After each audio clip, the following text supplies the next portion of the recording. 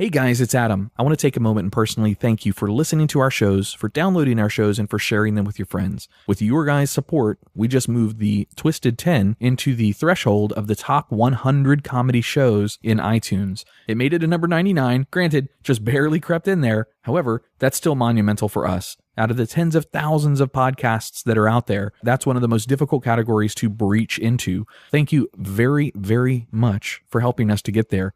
If you haven't already done so, please go give us a 5-star rating and give us a review, a short little 1-line, 2-line review, letting us know that you enjoy the show. iTunes reviews are like podcast currency. It legitifies the show, it allows us to get better guests, and it allows our sponsors to really see that we're reaching the listeners that are out there. If you haven't done so yet, please go do it. We would greatly appreciate it. We've got a ton on the horizon from Dichotomy Media, a lot more on our YouTube channel, more Get Out Penny cartoons, all sorts of stuff. So please help us by giving us that 5-star rating and a little review. Thank you very much and enjoy the show.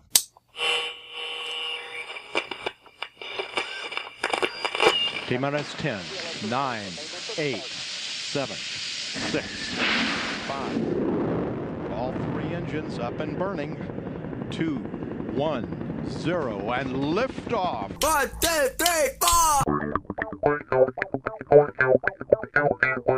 You're listening to the Twisted 10, bringing you original and unique host-created top 10 lists, recorded live in world-famous Cocoa Beach, Florida, with hosts Tach Van Sickle and Adam Poston.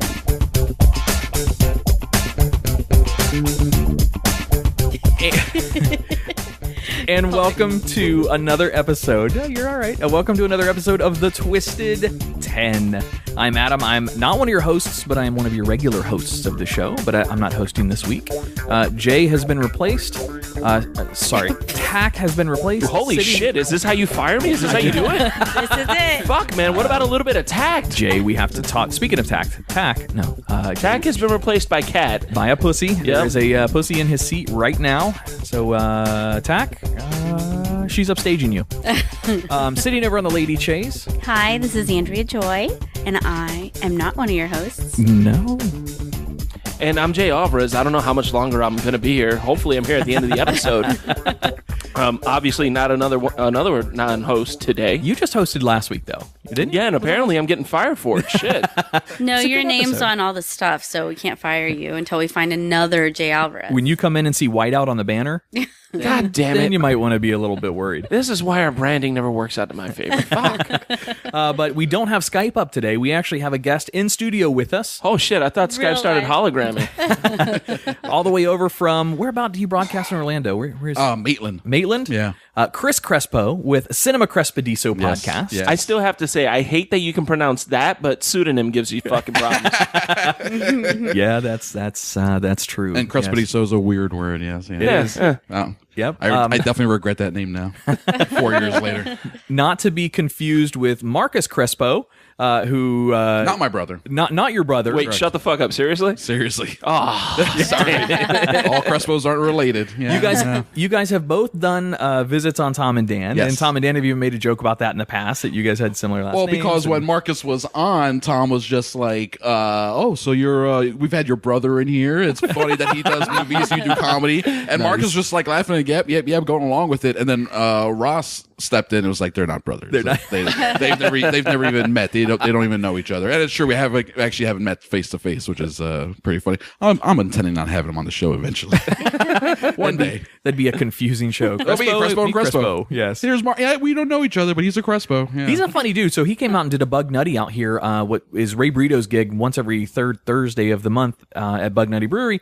And Marcus Crespo was the headliner that night, and I didn't actually know he was going to headline. I just went up there to support our boy. And sure enough, there's Marcus Crespo wearing a giant Tom and Dan shirt. Yeah. I'm like, oh, I know you. I've listened to you. I know who you are. I'm Adam. I know you don't know me, but, it was cool. It was cool to meet him. That is cool. Yeah, yeah. And then I think I asked him, I said, you're Marcus Crespo. You have Cinema Crespodiso. He's like, no. Yeah, I wonder how often he gets that. See, now I might have to have him on the show just to ask him how often he's asked about Crespodiso. Yeah. I could use the ego boost. Like, you get mistaken for my stuff a lot. That's good. That's good. Yeah. So you guys... I want to be the dominant Crespo in town.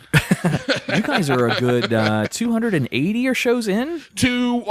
Technically we just did 230, but with bonus episodes we have done about 390. We're around 400 now with bonus episodes. How often do you guys release the show? We do a new show technically it's supposed to be Mondays, but I put them out, quote, early on Sunday when we record them. So every Sunday evening there's a new show, and then we put out a bonus episode, usually during the week, Tuesday, Wednesday, Thursday. Nice. I make sure to call them bonus episodes so that if one doesn't come out, or if it doesn't come out on a certain day, no one can give me shit about it, because it's like, look, it's a bonus episode. You're not supposed to be getting these anyway. Yep. Don't get mad at me because it came out on Thursday and not Tuesday, stuff like that. So yeah. What is Cinema Crespodiso for our listeners who don't know? It is mostly a movie talk show. It's actually a spin-off of a radio show, SBK Live, because I started there. Yep. And speaking of SBK, he's doing much better now, right, with his new kidney? Yes, he is. He's doing pretty great, as far as you can be doing with the current American healthcare system the way it is. Absolutely. So he's not dead. So that's he's not dead. He got himself a third kidney. Not only does he get himself a third kidney, it's a nice white kidney, and he definitely appreciates that for sure. It's going to get him through a lot more doors and more. His credit went up like 20 points immediately. No, but he's doing well, and he posts about it every day. He's keeping his website up, kidneyforkevin.com, and people can check out his whole journey thing. And it's actually one of the few times where I found something like that genuinely inspiring, probably because I know the guy. He's a really good friend of mine. So to see him struggle, go through so much hard stuff, and then really persevere, change his lifestyle in many ways to be healthier, to get the donation, and now he's living what he calls his second life. And it's really super cool that he's doing that. And he's working on his comeback. Hopefully that SBK Live podcast will come back and all that stuff very soon. But my show, Cinema Crespodiso, was born when theirs was unjustly canceled from Real Radio in the evening. Yep. Not even because of ratings, but because of like political stuff, drama, backstage stuff, right? So the show's canceled. People are like, what are you going to do? You're going to go to another show? How are you going to hear Chris Crespo? And I was like, oh, I guess a podcast is the way to go.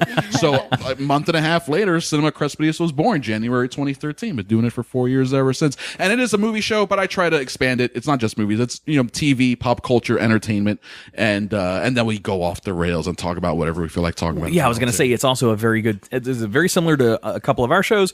It's very tangented. You guys get on these. You guys go down these rabbit holes and get deep into these rabbit holes. We do, and then sometimes we find our way back, and sometimes we're like, what were we talking about? I don't know. What's the next topic? Let's move on, because life's too short to get bogged down in the details, That's awesome. But it's a fun show. We have a lot of fun. People have fun doing it, and people can listen to it on ChrisCrespo.com. It's on iTunes, Stitcher Radio.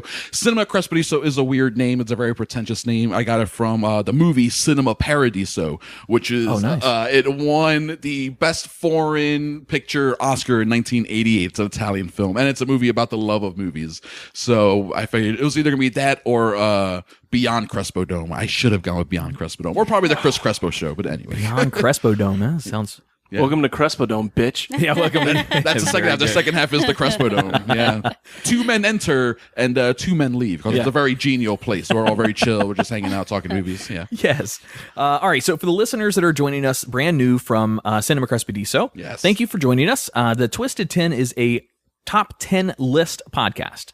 It's each week, one of the regular hosts, or like in this case with Chris coming into the studio, is a guest hosted episode where the guest or the host brings their own top 10 list. And it can be from anything. It could be top 10 movies, top 10 sexual fetishes, top 10 best or worst infomercial products. I mean, the range is all over the place. We've had some fabulous guests in the past. Hopefully tonight will be good too. Yes, Chris. I don't know. I don't know. But shit, you fire me during the intro and then you berate the guest?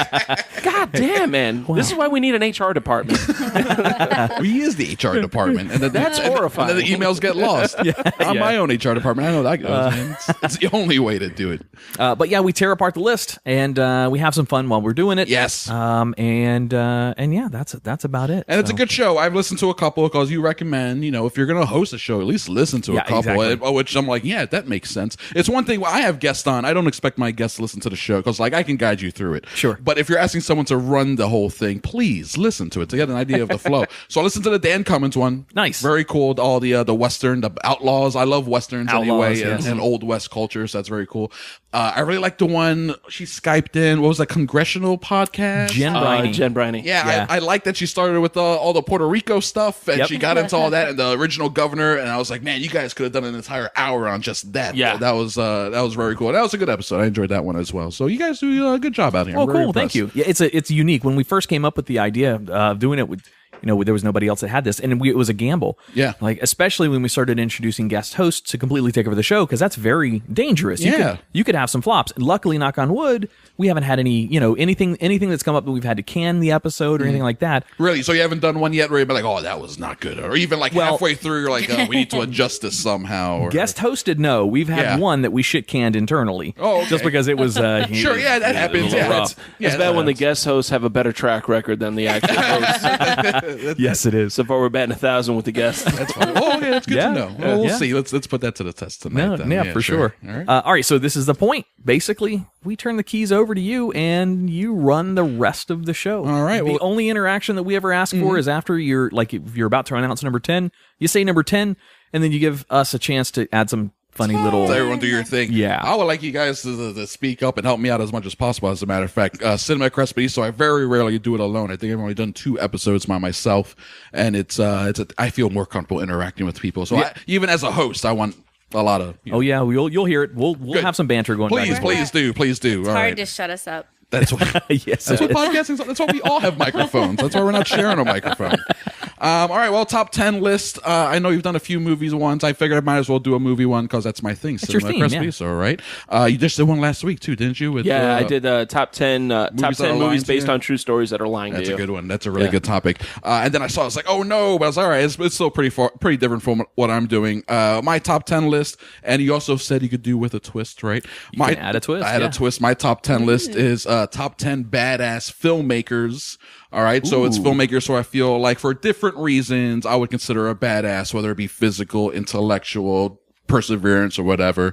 And then the twist is, at one point, one of the facts that I present on one of these filmmakers is an outlandish conspiracy theory that I just happen to love. Really? Yes. Nice. So when you think you hear the conspiracy theory, feel free to pop up and call me on it right away. All right. But like, yeah, this is it right here, and we'll start talking about it. But If not, at the end of the episode, can you reveal which absolutely, one it is? yeah, All right, sure. cool, but cool, I'm pretty sure. So they'll what jump you're out saying at is it. Quentin Tarantino is Jon Snow's real father. Yes. Oh, Yes. these are my notes.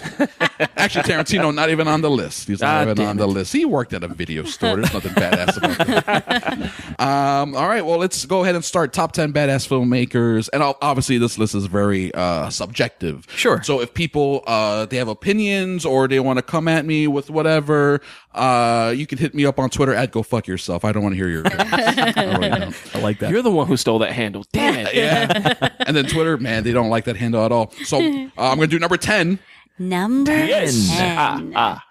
George Miller. Does that name sound familiar to you? I'm going to ask you for everyone. Does the name George Miller I'll tell you, sound the guy familiar? in here that was going to know a lot of these movie things is going to be Jay. Yeah. If Tach was here instead of replaced with the pussy, he would get a lot of the stuff too. Okay. So All right. I don't. So look in recognize this it. direction more when I ask, so you know the name George Miller. No, George Miller, no. George Right off Miller the bat. is an Australian fella. George Miller was born March 3rd, 1945 in Brisbane, Queensland. Good day, Mike. In Australia. Good day, mate. He's another known shrimp on the for barbie. creating the Mad Max series, as a matter of Oh, fact. Jesus Very Christ. Yeah, I'm like, specifically. I know George Miller. I just can't put a pin on it. And he's actually Dr. George Miller. The reason why I consider him a badass filmmaker is because he studied medicine at the University of New South Wales. This was like in the late 60s going through the 70s.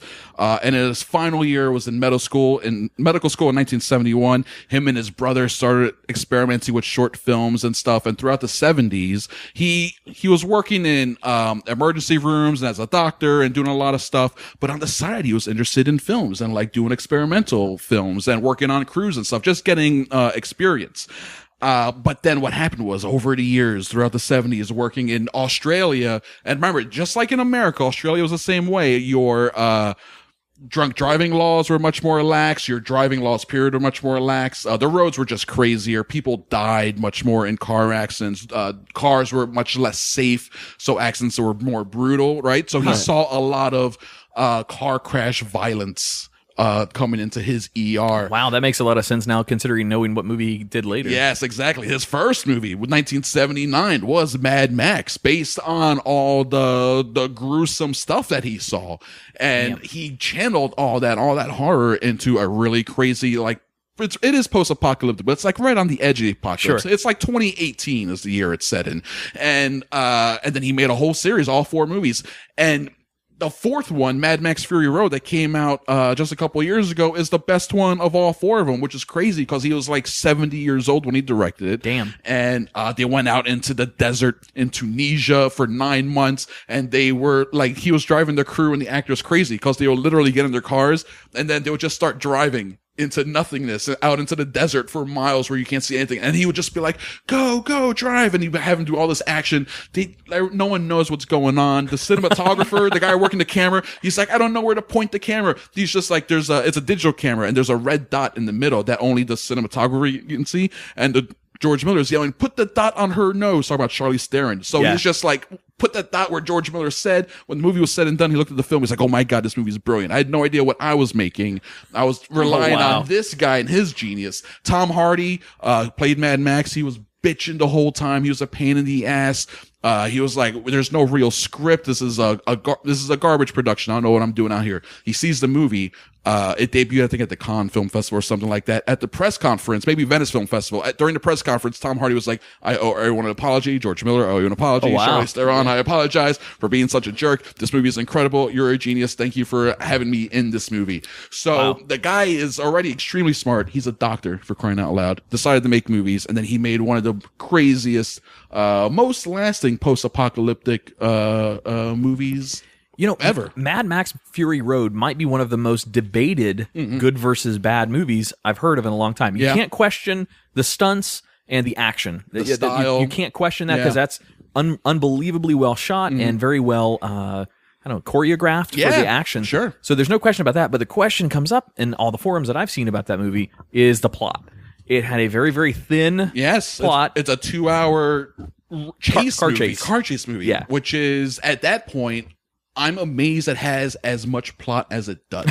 I mean, let's face it, Waterworld had more of a plot. Yes, it did, but Fury Road. No one's like, Waterworld is a great movie. But when I saw Mad Max Fury Road, the first time I walked out of the theater, I felt exhilarated. I was like, this movie... Agreed. This movie gives me life. Like, and I went back and saw it again. Very rarely do I get that feeling from a movie. And there's just something about the visceral... aspect of that film and the way it is presented that just really spoke to me. It's very inspiring in many ways, more so even than the other Mad Max movies. I like the other ones; they're good, but I don't respond to them in the same way for whatever reason. I don't know what it is. Different genre of person that they're targeting to as well. Yeah, that people now appreciate really less plot and more action. I mean, that's really just look at Fast and Furious. Sure. I mean, God, I walked out of that movie when I was maybe 17. I don't know, when the first one came out. The first one, yeah. I was exhilarated too. I was like, man, that's awesome. I want to go race my Buick. I wanted to do something. It's like, that was like crazy. That first one's a crazy Point Break remake where it's just like cars instead of surfboards. And now, though, now they're like, we're going to throw cars out of planes and off of buildings and stuff. And we don't care about the plot. It really is about action. Now it's just more, how outlandish can this get? Yes. I love the idea that George Miller is a doctor, and his whole idea for Mad Max is, what would happen if all the drivers on the road just died of syphilis? Pretty much. Like, what if they were all insane? Or what if they went crazy from syphilis over the years and put on bondage gear and lived out in the desert? Yeah, and then what's the cure for that? Well, I'm going to give everyone a movie that's going to make it feel like they just did a bump of cocaine. You know what, though? That's Fury Road. Speaking of cocaine, I want whatever was in that silver spray. I'm just saying that stuff was, when the chrome spray. Yeah, that chrome spray they sprayed on their face before doing something that was going to kill them. Yeah. Oddly enough, cocaine. Must be a really good high. That's an Australian cocaine is what that is. He's also made other really good movies as well. He did a segment in the Twilight Zone movie. His was the remake of Terror at 20,000 Feet, the William Shatner episode of Twilight Zone, where there's something on the wing. Yeah. And, I was just on the airplane picturing that because we were there at night in a storm, and I'm waiting for that alien face to be in the window. Well, I was so scared. It's a good thing you didn't see the Twilight Zone movie, because his section of that with John Lithgow as the passenger is so creepy and so well done. Wait a minute. Help me out here. William Shatner was in that. I remember William Shatner was in the TV show. He's in the original TV show I'm version. thinking of the movie. Okay, yeah, I'm thinking of the movie too. With And John the movie Lithgow. is John Lithgow, which is like even more bug nutty and insane because it's Lithgow, so he's got the eyes and the hair, and he's playing right to the camera. And then the creature itself looks really weird and gross. I mean, Lithgow adopted a Bigfoot. I mean, once you invite a Sasquatch into your home, there's really nothing you can't do. And then he was also a serial Hendersons killer did it. on numerous occasions, not even just once on TV. Shatner could have played in the movie. He could have been the creature on the plane wing. I'm just saying that could have been. They could have found that thing on the wing. It's me on the wing. That could have been him. What a part. He also did other successful movies, The Witches of Eastwick with Jack Nicholson and Cher, Lorenzo Zoil, Babe, Pig in the City. He wrote the first great Babe. movie. He directed the second one. Wait. The guy who wrote Mad Max did a Babe the Gallant Pig movie. He did. He produced both Babes. Wrote the first one, directed the second one, which is why the second one's better. He also wrote and directed the Happy Feet movies. Those are adorable. Those movies are really good. I really like that first one a lot. The second one has moments. The second one. It's okay. Yeah, the It has second one I think moments. was directed video or directed DVD. It felt like it wasn't, but it felt like it should have. Yeah. Oh, it wasn't. It was. Shit. No, I saw that in theaters. It still got Happy Meal prizes though. My son grew up on Happy Feet. And he's about to be 12. Still loves that movie. Is So that you crazy? saw Oh, it that was like perfect age for 100 Mad times. Max. Yeah. Yeah. Like, remember Happy Feet? Well, here's his other movie. Here's the same guy. This is the exact same guy. You're gonna love it. Yeah, Minus that's a Robin Williams. transition. Yeah, right. It's the same thing. So that's your number 10, George Miller, Australian George Miller. Love that guy. Good night, mate. Good night, mate. Here we go with number 9. Numero 9.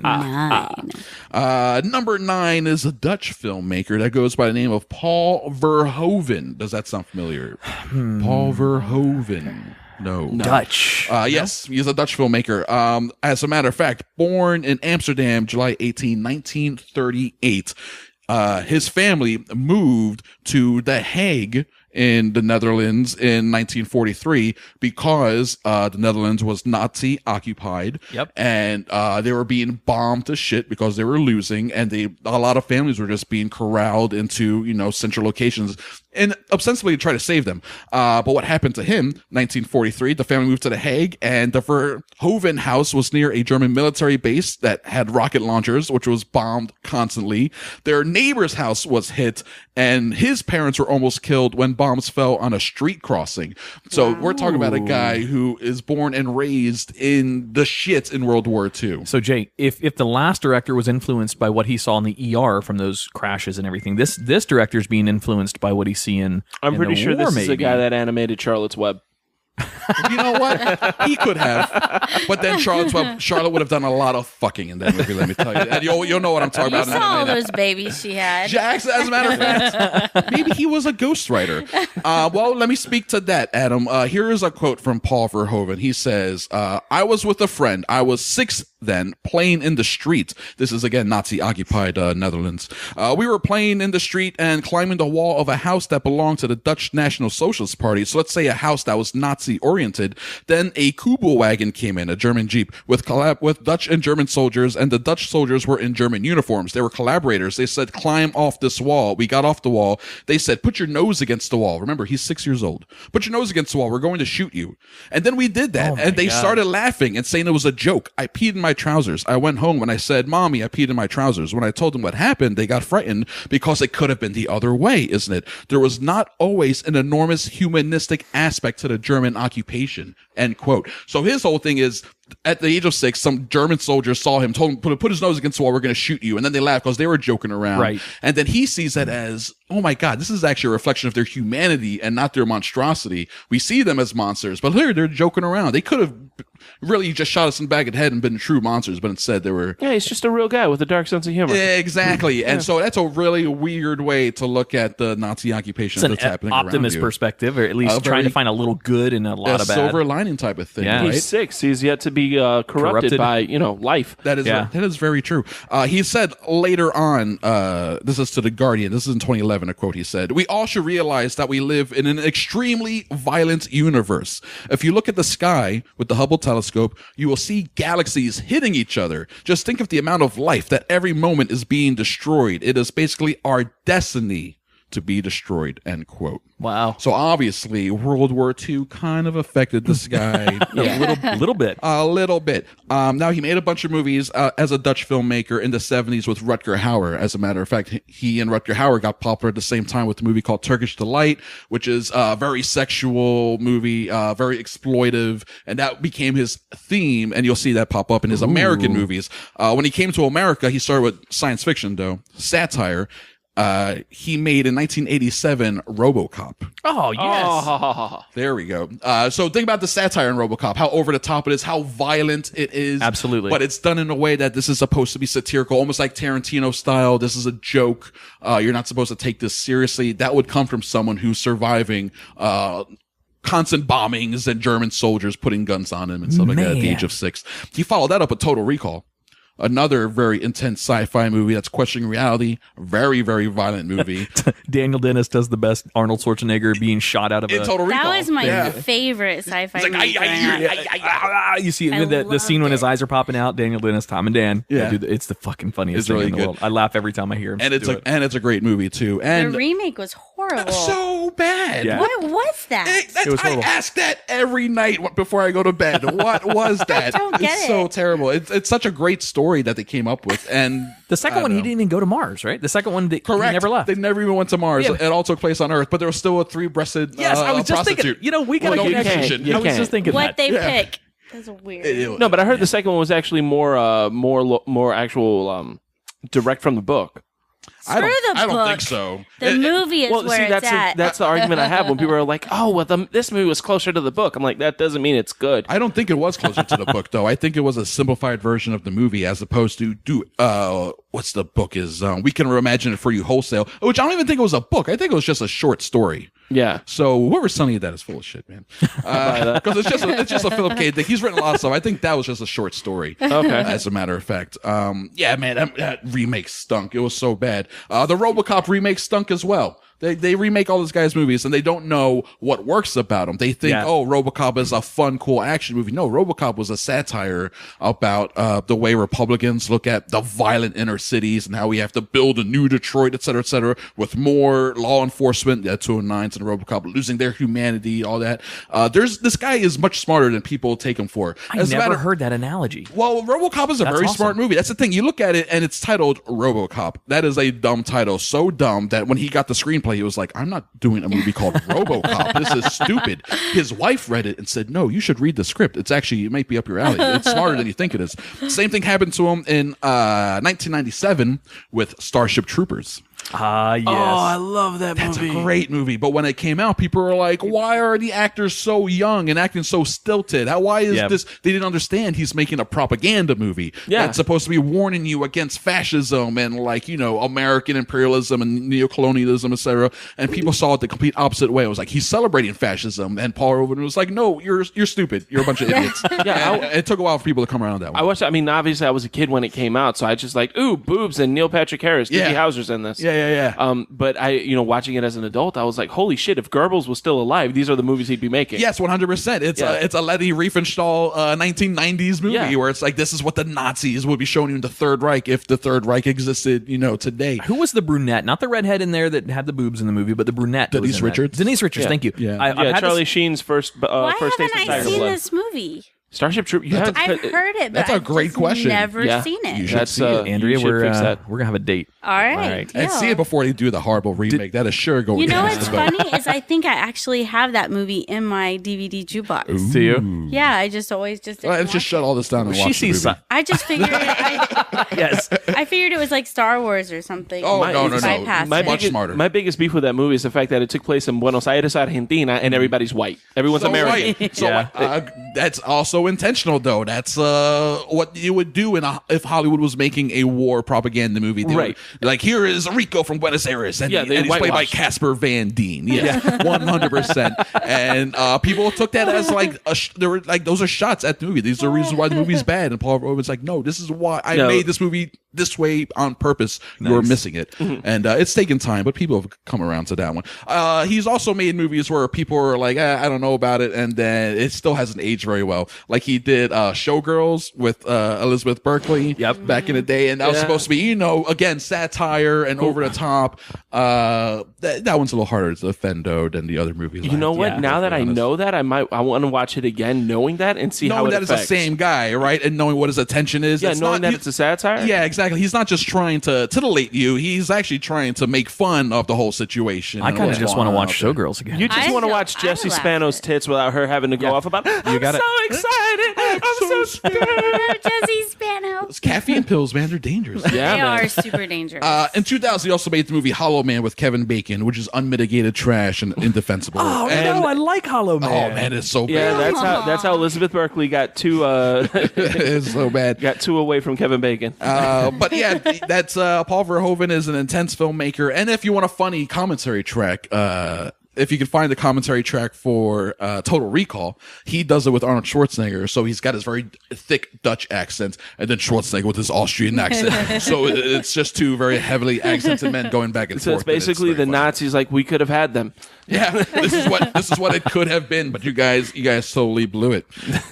Denise Richards, before we go on, Denise Richards, though, I proposed this a long time ago in Living Podcariously, other show, and Jay, I think you shot me down almost immediately on this. Possibly. If there's one female actress that could have ever played a better, in my opinion, Tomb Raider, Lara Croft, it would be Denise Richards. Really? Yes, her character size fit the portrait of the game better than Angelina Jolie did. Problem is, she can't act worth shit. Well, you don't really need to do a lot to be Lara Croft. Yeah. There wasn't really a lot of acting in the game. You didn't have a whole lot of character development. You had a lot of backstory, but not really character development. So really, you didn't need to be there. You just need to look pretty holding a gun and be acrobatic. Really? Thank you. Am I Andrea. alone on this one? I'm I alone. don't even think she's that pretty. If that's going to be your Once thing, Charlie it's all you Sheen's have to do been is be inside pretty of with you. a gun. Well, that's I mean, that's what happened to Alexis Texas' porn career. I mean, once Charlie Sheen was hitting it, no one was making fucking movies with her. Well, there's pre-Tiger Blood Sheen and post-Tiger Blood Sheen too, so that matters a lot. That's fair. You know, he's got that time. I'm going to stand on my lone little island Bowling thinking Denise shirts. Richard would be a better Lara Croft. I'll be on that island for the rest of my life. They're making a new Lara Croft too. I think they're still Alicia cast it. Vikander. That is right. Alicia Vikander is That's on it. correct. And she did a great fucking job on, what was it, Ex Machina? She was amazing. Ex Oh, she was Ex Machina. Okay, I was going to look her up. Yep, I really enjoyed her also in The Man from U.N.C.L.E. Yes. She's really good in that. And what else did I just see her? There was another one she did. It was a period piece.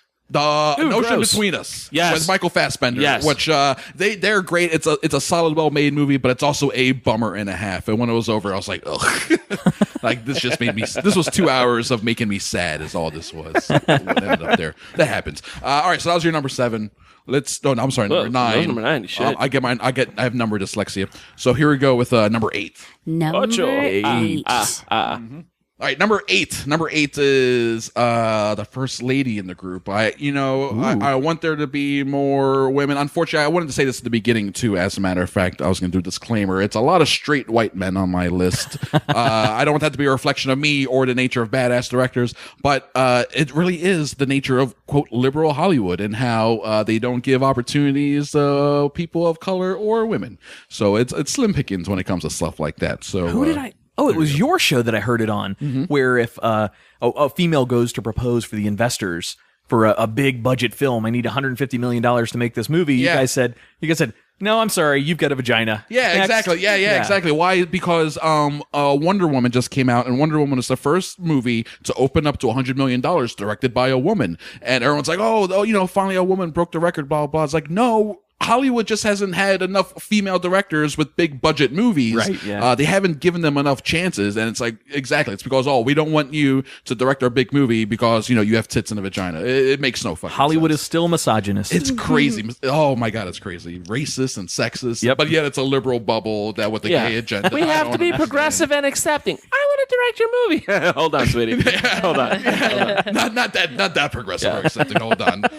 Slow your roll. The ice is melting my water, sugar. Why don't you go ahead and fill that up for me? That's what's really going on over there. But there's one person named Lexi Alexander. She was born August 23rd, 1974 in West Germany to a German mother and Palestinian father. So she is already, not only is she a female director, but she is also half Palestinian. So she's very aware of like Homeland, the TV show Homeland on Showtime. On Twitter, I highly recommend following her on Twitter at Lexi Alex.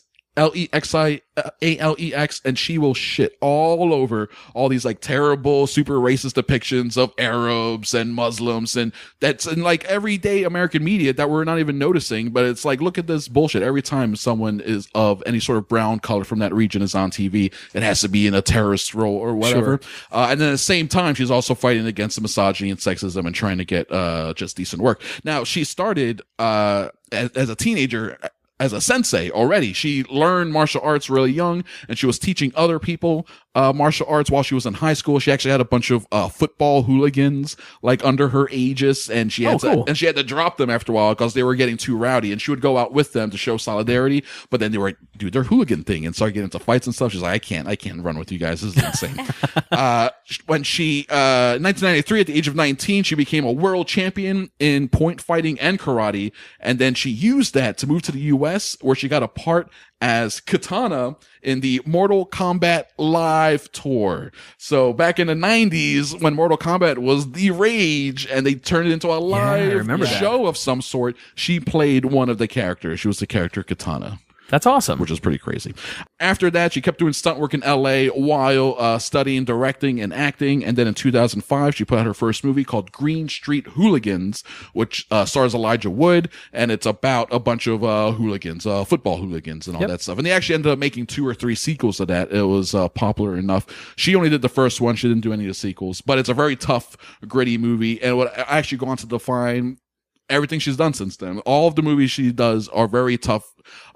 Ironically, too, she makes movies about men and tough men. And she has come out and said, as much as she wants to push for women and women roles and all that and women's stories, she's not the one to tell those stories because she actually likes doing the stories about the dudes. That's also the audience. The audience absorbs that way more easily. That's true. Than they would the female lead role like that. That is true. Very unfortunate, but that is true. But she also has translated that to TV, where she did direct a few episodes of Supergirl, and that she's gotten a lot of acclaim for that, as well as Arrow on CW. I think she did a few episodes of The Flash. Pretty much comic book TV. She's become a big go-to person for that. But my favorite thing she's done, and probably the most underrated thing she's done, and probably the most badass thing she's done, is in 2008 she put out the movie Punisher Warzone, which is, I think it's the most underrated comic book movie of the last 15 years because it's so insane. It's an insane R-rated comic book movie where the Punisher, he's shotgunning old women in the face, and he's rocket launching parkour people like out of the sky. The bad guy, in the first 10 minutes of the movie, he drops them in a glass bottle grinder, like in a recycling plant, and then he turns it on, and the guy is getting all ground up. Like, this is how the movie starts. This is an intense, and it's a comic book movie, and people really don't give it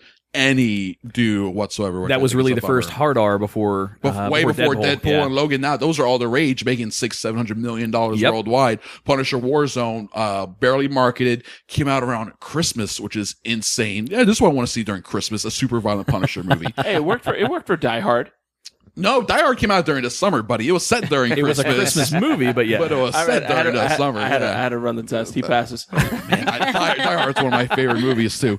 But Punisher is a great movie, and Lexi Alexander is like out there fighting the good fight. And because of her outspokenness, she has caused herself a lot of jobs and a lot of work. And she is like, you know what? That's just the nature of it. I can't have it both ways, so I will continue to be outspoken and do my thing. So I think she's pretty awesome because of that. So that was my number 8. Number 7. Number 7. Number 7 is this fella called Walter Hill. Walter Hill was born January 10, 1942 in Long Beach, California. His whole filmography is really informed by the influences in his life. Specifically, his grandfather was a wildcat oil driller, and his father was a supervisor on an assembly line for Douglas Aircraft. So of his father and his grandfather, Walter Hill said they were, quote, smart physical men who worked with their heads and their hands and had great mechanical ability. So, of course, all the movies he ends up making end up reflecting that kind of hard-nosed, like working hard type of aesthetic, even when he gets into genre and stuff. Because when he was growing up, he watched a lot of Westerns, and he was really big into serialized entertainment like that in the 50s. So he really wanted to make genre movies. He didn't want to necessarily make something that was smart. He just wanted to make something that was entertaining, but it was also going to be like hard. During these descriptions, Jay, I find myself trying to guess what the movie's going to be just because I don't know the character or the person that he's talking about during most of these. but I'm trying to guess the movie based on the background story. I love the organization of how you're bringing up the background before. Well, I'm trying to figure out why they're badass to begin with. They have to have a good story, you know. Some people I read their story and like, is this guy really a badass? I don't know. But Walter, the movies he ended up making are pretty tough. For example, in '78, he made a movie called The Driver, which is Ryan O'Neal, and in that movie, it's just like a heist movie with a getaway driver, a lot like Drive, or this movie Baby Driver coming out now. This is a type of movie that actually influenced these movies that come out today. And it's super like hard-nosed and crazy. But the one that really blew up for him was the next year, 1979, he directed The Warriors. Any of you guys have seen that one? The gangs in New York City, right? The one gang gets framed for murder. They have to get back all the way back to Coney Island, and it's one crazy night in New York City. I have a quote here from Walter Hill about that. He says, "Hollywood forgives a lot when you have a hit. I don't know what to say about it other than the fact that it was just a gift in terms of getting it. The studio hated it," talking about The Warriors, and didn't even want to release it. There was a lot of friction with management at the time. Some of it might have been my fault. So he optioned the movie. He started making it, and then the studio was like, "What is this? This is insane. This movie's not going to make any money." They put it out anyway. It makes a bunch of money, becomes super popular. They even made a great Warriors video game like 10 years ago for Xbox that I thought it was a Rockstar game, as a matter of fact. It was like the last, it was like the last Rockstar game they did. It would have to be a Rockstar game. Yeah, it would have to be, exactly. And right before they did the 360, I think it was like the last one for that console. And it was a lot of fun. Yeah, Warriors is actually, I think they're developing right now another potentially shitty remake. Probably. Why not, man? It's such a great story, and the characters and all. It can be so much fun, and it can be a good remake too. There's no reason why it couldn't be good. It could be. I doubt that it will. Yeah, but it could be. It'll probably be shit. You're right. At the same time, in the late 70s, he's also working. He made a lot of his money as a writer, and he got to produce, and he wrote a draft of a little movie that some of you may have heard called Alien.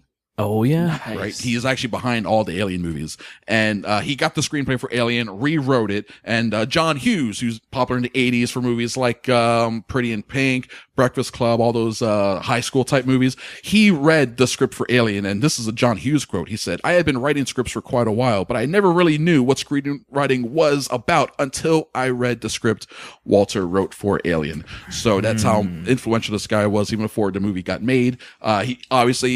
He produced Aliens. It was his idea to make it an action movie and not a horror movie, and to hire James Cameron instead of going back to Ridley Scott. So he really shepherded that movie, that series in the beginning, and made it what it was today. I am a giant Ridley Scott fan. So what's your take on the Ridley Scott versus, who's your favorite director for the Alien or Aliens? You like the horror or the thriller? I see them as two separate movies. I understand wanting to compare the two, but I think Alien is like such a great horror movie. It's so well made and so tense, and it sets out to do its thing and does it perfectly. Aliens is so different, and James Cameron brought a whole other thing to it that I feel like James Cameron couldn't have done Alien. And I don't think Ridley Scott could have done Aliens the same way James Cameron did. Like, I don't think you could flip those directors. Sure, I can see that. The movies they made were near perfect, and if you flip it, they may have fucked up each other guy's movie. What's your take on Prometheus? I liked it more than the average bear, that's for sure. Okay, good, because I'm a fan of Prometheus. Are you? Yeah. No one else in the damn world seems to like that movie. It got shit on really hard. Yeah. Just that one, the abortion scene where she has the alien in her, and she has to get it. That's a little rough. There's another one I haven't seen. Oh man, that scene, just that one scene makes me squirm so much because it was so well done. And it's hard for a movie to like really affect you physically, at least me. Is it? I have nightmares over everything. Oh, then you should not see Prometheus then. Yeah, no, that one I was just close my eyes during everything that's scary. If a scene involves a snake, I watch it like this because I can't stand snakes. The entire theory behind, what is it, panspermia? Yeah. When an alien would bring the DNA to the world, to Earth. Which is what Prometheus is doing, That was fucking fabulous. Sounds interesting. Yeah, it's a lot of fun. It's all about like sperm. That's all you like. But it's also about the searching for life and aliens. I love all that meta stuff too as well. And Alien Covenant goes down that road a little bit as well. That yet. I like it. I want to so bad. I think it's really good. If you like Prometheus, I think you'll really like it. I love alien stuff. Scares the crap out of me. I'm a big Alien fan, and Walter Hill, he's one of the guys behind it. Going back to movies he directed in the 80s while Alien is out there making a bunch of money and fattening up his bank account. He wrote and directed 48 Hours, Nick Nolte and Eddie Murphy. That was originally supposed to be with a different pair of leading actors, but they both dropped out. I think it was supposed to be Richard Pryor and someone else. I can't remember. So they got Nick Nolte. Too old for this shit. Right, exactly. But they got Nick Nolte, and they're like, we need someone to pair up with him. And someone was like, you should check out this guy over at SNL, Eddie Murphy. He may have it. He may have it. He cast him in 48 Hours. Lo and behold, Eddie Murphy has it, So nice. That career got launched. 84, he made a movie called Streets of Fire, which I bring up just because it's one of my favorite movies. A lot of people don't really know about it. It got really shit on when it came out and didn't make any money, but it's one of those things that got a big cult following, and it's a crazy rock and roll musical type of thing where it's like about a dude who's like, the girl is played by Diane Lane, and she's like 19 years old in this movie, and she's a singer of a band. She gets kidnapped by a biker gang straight out of the 50s, led by Willem Dafoe, who looks insane.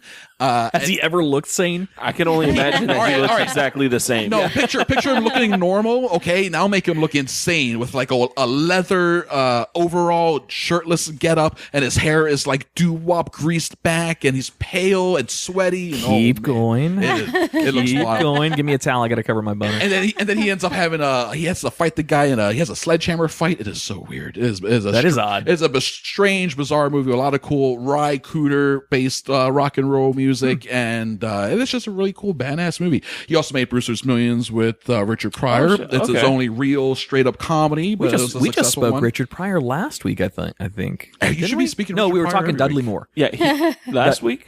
Maybe 2 weeks ago, we talked about Dudley Moore. No, we have not. I've never once spoken Crazy about Dudley Moore. Somebody talked with me on one of the remember. podcasts about Dudley Moore. Crazy people or stir crazy? Crazy people. Crazy people. I loved Crazy Really? People. Yeah. It's the one where they're in the insane asylum and they come up with ads for like Volvos. Yeah. Volvos, they're boxy, but they're we good. did talk about that. Yeah, because the only movie I remember Dudley Moore from was Like Father, Like Son. Gotcha. Yeah. Oh, interesting. Not even Arthur. Oh, and Arthur. Yeah, yeah. Oh shit! Yeah, Arthur. Yeah. You can't forget Arthur. That's how everyone knows Dudley Moore, right? Yeah. Have you guys ever seen the Ralph Macchio movie Crossroads, 1986, where he's a blues guitar player? Wait, he did something besides Karate Kid? Exactly.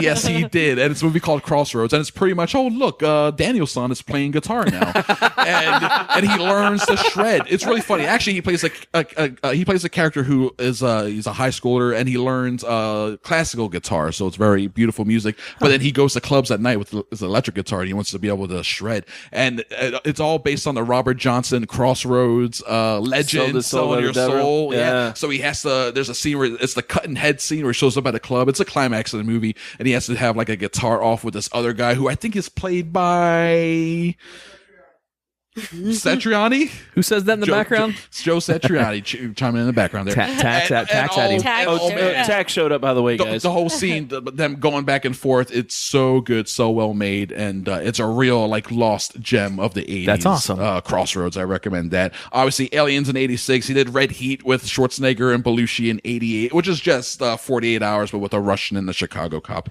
and then also, probably the last thing he did that I really liked was in 2004. He did the pilot episode for Deadwood. He produced the show Deadwood, and then he did the pilot. And that's another. It has his fingerprints all over it. It's hard. It's about hard men, rough living. When you were describing him, I was picturing like, what was it? No Country for Old Men. Yeah, so stuff like that. So now that you're saying Deadwood, I'm like, okay, there it is. Last Man Standing with Bruce Willis in the 90s. He did that one, which is just a modernized Western remake of Yojimbo. Yes, Yojimbo, which is then remade into Fistful of Dollars, the Clint Eastwood movie. One of our guests in the studio just showed me a picture of William Dafoe in Streets of Fire. Yeah. Insane looking, right? Wow. Insane That's almost a little Billy Idol looking? Yeah. You know what? I imagine that's what his character from Boondock Saints looks like on a Saturday night.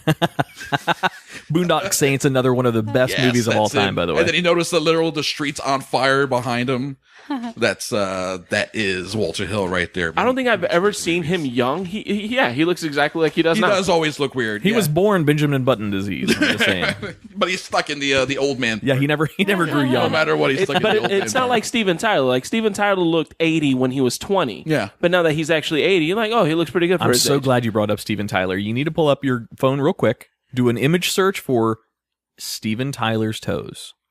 Oh no, not if you want to sleep tonight. I'm not putting that on my Google search. It is brutal. Yeah, no, it is. And look, I don't have the prettiest toes in the world, but Steven Tyler's look like a 75-year-old man with the arthritic knuckles hanging over themselves. That's in his toes. Looks like he tried to clear the Amazon rainforest with his feet. Jay, everyone remember to get pedicures, and this won't happen. Come see me at Brent Allen's salon.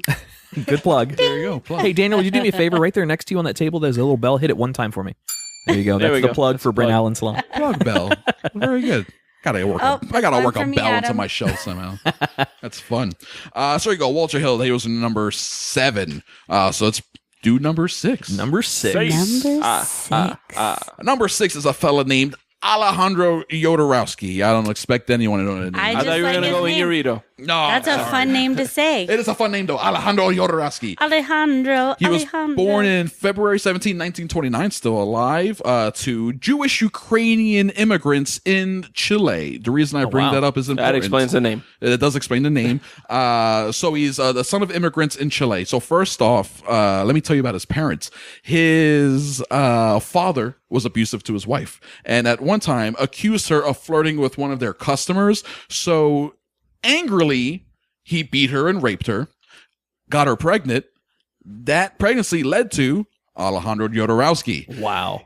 Because of the situation of that pregnancy, his mother hated both his father and him, and he couldn't get any love or affection from his mother because he was a product of that terrible act, that rape and all that. So he's not getting any love from his family. Also, he doesn't get along with his sister, and he always thought his sister was trying to take all the affection away from whatever affection was there. She was trying to hog it all up. So he didn't get along with anyone in the family.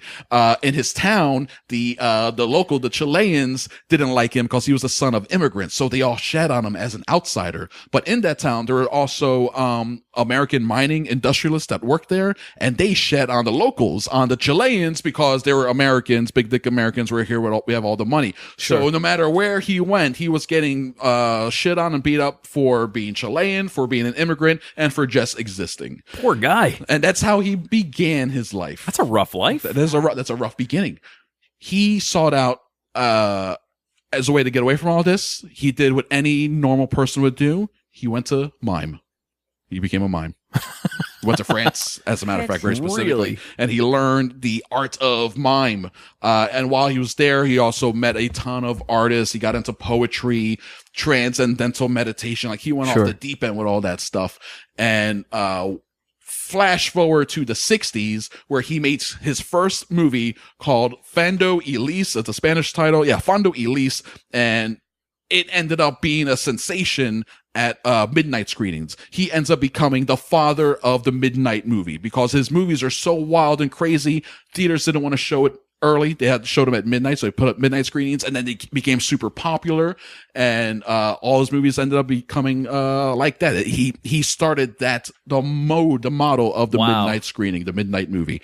And Fondo y Lis, it's a very experimental movie. If you watch it, there's a plot, but it doesn't make any sense. It's like there's a guy playing the piano, it's on fire, and there's someone on the unicycle riding by it. It's nonsense. It sounds like something William Dafoe should be in. Right, he would be amazing in it. But what happened was, because there also is some very extreme imagery in his movies, they actually caused, like, and it's the 60s, people didn't know what to do, they weren't expecting it. It caused a couple of like riots in some like foreign countries, and like theater audiences like went crazy, and it got him a reputation and it got him some money. And then he made his second movie, a Western called El Topo, which is a wild Western. And it's kind of an anti-Western. It took like the popular Westerns of the time and flipped a lot of conventions. Again, came out midnight screenings, got very popular. He took that money, he took that success, got $1 million to make whatever he wanted, and he made a movie called The Holy Mountain. This is the movie that I really want to focus on. And if people are interested in this guy at all, they should check out a movie called The Holy Mountain, which is fucked up. It is a crazy movie. It's the best endorsement you can give a movie like that. Oh my God, you won't forget it. The Holy Mountain is about a guy who, he's sort of a Jesus type figure, and he meets these people who are like, we're going to show you all, they're societies on all the planets. You think Uranus and Neptune, you think they're empty? No, there's societies there. We're going to take you there, and they do crazy things. One of the places, they take the guy, they set him up on a platform, and they set him up so he can take a shit. And then when he shits, it's gold. He takes a golden shit, and then they're passing around the golden shit. Oh my God. It's so weird. Certain scenes are like extremely violent and bloody. Other ones are just weird and like musical. It's all, I mean, he ate acid for weeks before he decided to make this movie. I was going to say, that sounds like something you need to be on another plane of existence to watch. It helps. It helps. I've seen it sober, but it helps to go the other way as well. And I've talked to people who, and it is one where some people come to me like, hey, you know, maybe I think I might have fallen on a bag of mushroom caps tonight. Can you recommend something for me to watch? Holy Mountain is one that it's on the short list of they call you the next morning. I love. Fuck you. I've gotten that. I've gotten both. I've gotten, oh, that was great. To like, what did you do to me? No. I love that being a weird niche to follow. I used to work at Blockbuster Video, and people were like, what would you recommend for this and this and this? I would love to be that guy. Like, hey, listen, I got a bag of some really primo LSD. Yeah. What movie would you recommend with this? And I would say Holy Mountain. I would say another one called Holy Motors is a French movie that came out a few years ago. So basically anything with the word holy in it that isn't starring Kirk Cameron. Or Eddie Murphy, because they ended up with Holy Man with the Jeff. Yeah, that's fair. That was brutal. That was brutal, right? I feel like Jeff Goldblum's always a little more tolerable with LSD. Jeff, yeah, well, because life will find a way. Well, life will find a way. Yes, Jeff Goldblum's great no matter what. As a matter of fact, I love the guy. There's a documentary called Jodorowsky's Dune. After the success of Holy Mountain, it was a very successful film. His producers were like, well, you can make whatever movie you want to make whatsoever. And he was like, I want to make Dune. And he doesn't even know why he said he wanted to make Dune. Someone told him about the book one day. He never even read it. It was like, oh, that sounds cool. I can make that into a movie. So he decided to make that. And there's a great documentary that goes over his whole process of putting together a team, trying to make it. And this actually ties back to the last director. He put together the writer and the production designer that would come up with the basis for Alien, and then would go to Walter Hill, and he rewrote the script, and that's how Alien came about. Jodorowsky hired H.R. Giger to come up with the artwork for a whole class of people in the Dune universe, and half of the artwork that he used for Dune that didn't get, because the movie never got made, ended up using in a bunch of movies, including Alien and Prometheus and stuff like that. No shit. Yeah, it's pretty wild how this movie Dune never got made, but in its death in pre-production, it birthed a whole bunch of other movies and other influences. Oh, are you referring to the Dune that was Gidi Prime or the I'm talking about Spice? Yeah, the Frank Herbert's Dune, which then ended up getting made by David Lynch with Kyle MacLachlan and Sting and all that, and it's absolutely terrible. And they even go over that in the documentary, because after Jodorowsky's his version fell apart because financing fell through, he was like, he heard about the David Lynch one. He's like, no, I love David Lynch. I'm a fan. It's gonna be too painful for me to go see this movie. And then he's like, all right, his son took him, he's like, all right, we'll go see this movie. And he watches it with his head in his hands, like, no, this is gonna be a terrible experience. Then as the movie's unfolding, he starts brightening up. He's like, yes, this movie is terrible. Thank God this movie is terrible, and it's a piece of shit, and it's not going to be a pain for me to have to sit through this. And it's a great documentary. And then he actually has struggled for many years since that to even make a movie. He didn't make another one until like 5 years ago. He went a very long time where just as a writer, making comic books, a lot of his stories he put out in graphic novel form, very successful in that way. But I would just say, I'd go back and check out his original movies. El Topo, the Western, and The Holy Mountain are wild, wild movies. And Jodorowsky's Dune shows the lengths that he's willing to go through to make a movie like that, even when it fails, and how he's still up about that. Sure. And that's why that guy's a total badass. I love that dude. Nice. So there you go. Number That's 6. 10 through 6. Nice. Yeah, that's 10 through 6. Jesus Christ, this is taking me down a trip of movies that I have to go watch now. I am a fan of Dune, though. I will point that out. Of course, I was 8 when it came. Well, I guess I was 8 when I saw it for the first time. You're also a fan of Denise Richards as Lara Croft. So yeah, we're gonna leave that. We have a running list here for future judging, apparently. All right, we're going to take a break in studio, and during our break, we're going to get Tach hooked up on Mike because he showed up. You know, that whole SpaceX thing. He's got to push the button to make the rocket go off. All right, we're going to take a break. We'll be right back.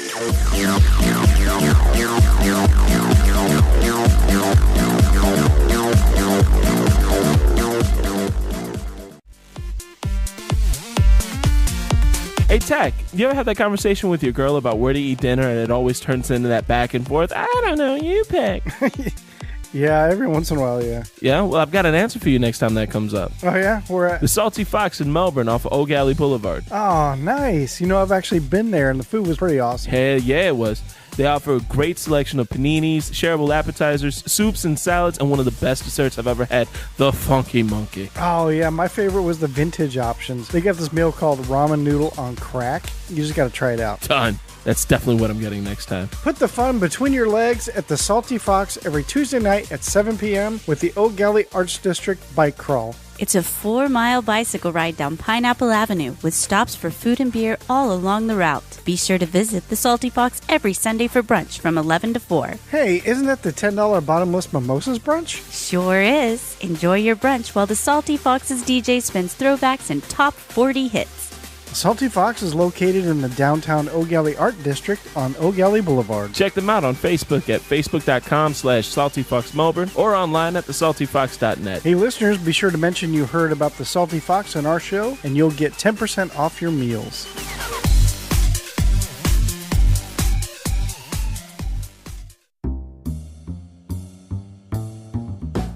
Village Idiot Pub. You locals know about it. You guys from out of town have to check them out. Village Idiot Pub is now a proud sponsor with Living Podcariously and the Twisted 10 podcasts. It's more than just about commercials, though. The cast here will be taking our show on the road to Village Idiot to record some episodes as well as hold events. They have over 30 beers on tap, including ciders and Hefeweizen, my favorite, as well as hundreds of bottle choices. Adam, you forgot my favorite, all the delicious wine. So get your friends together and enjoy the board games, puzzles, and the giant Jenga. Let the owner, Jason, as well as the rest of the staff there, take excellent care of your beer drinking needs. Mention either one of our shows to the staff and get 10% off your tab. Tuesday is open mic, Wednesday is trivia, Thursday is karaoke, Friday and Saturday night are live music. Visit them at 4 Harrison Street, Suite 103, Cocoa, Florida, or Village Idiot Pub on Facebook. And don't forget, they are a dog-friendly location, so bring your friends, family, and fur babies.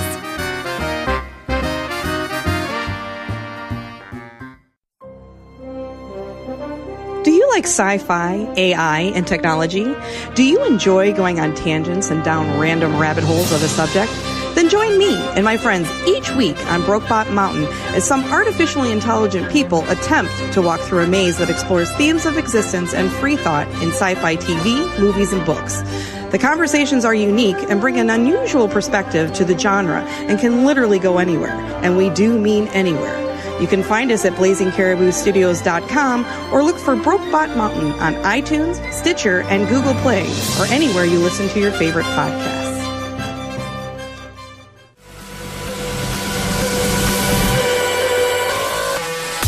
Hey, it's Adam. If you enjoy the hosts or the content of the Twisted 10, be sure to check out our other show. It's called Living Podcariously.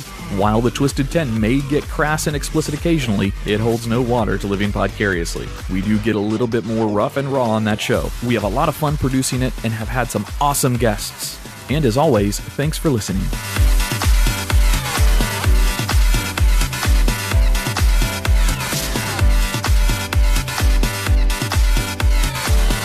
All right, welcome back to the Twisted 10. This week's Twisted 10 is brought to you from Chris Crespo with Cinema Crespodiso Podcast.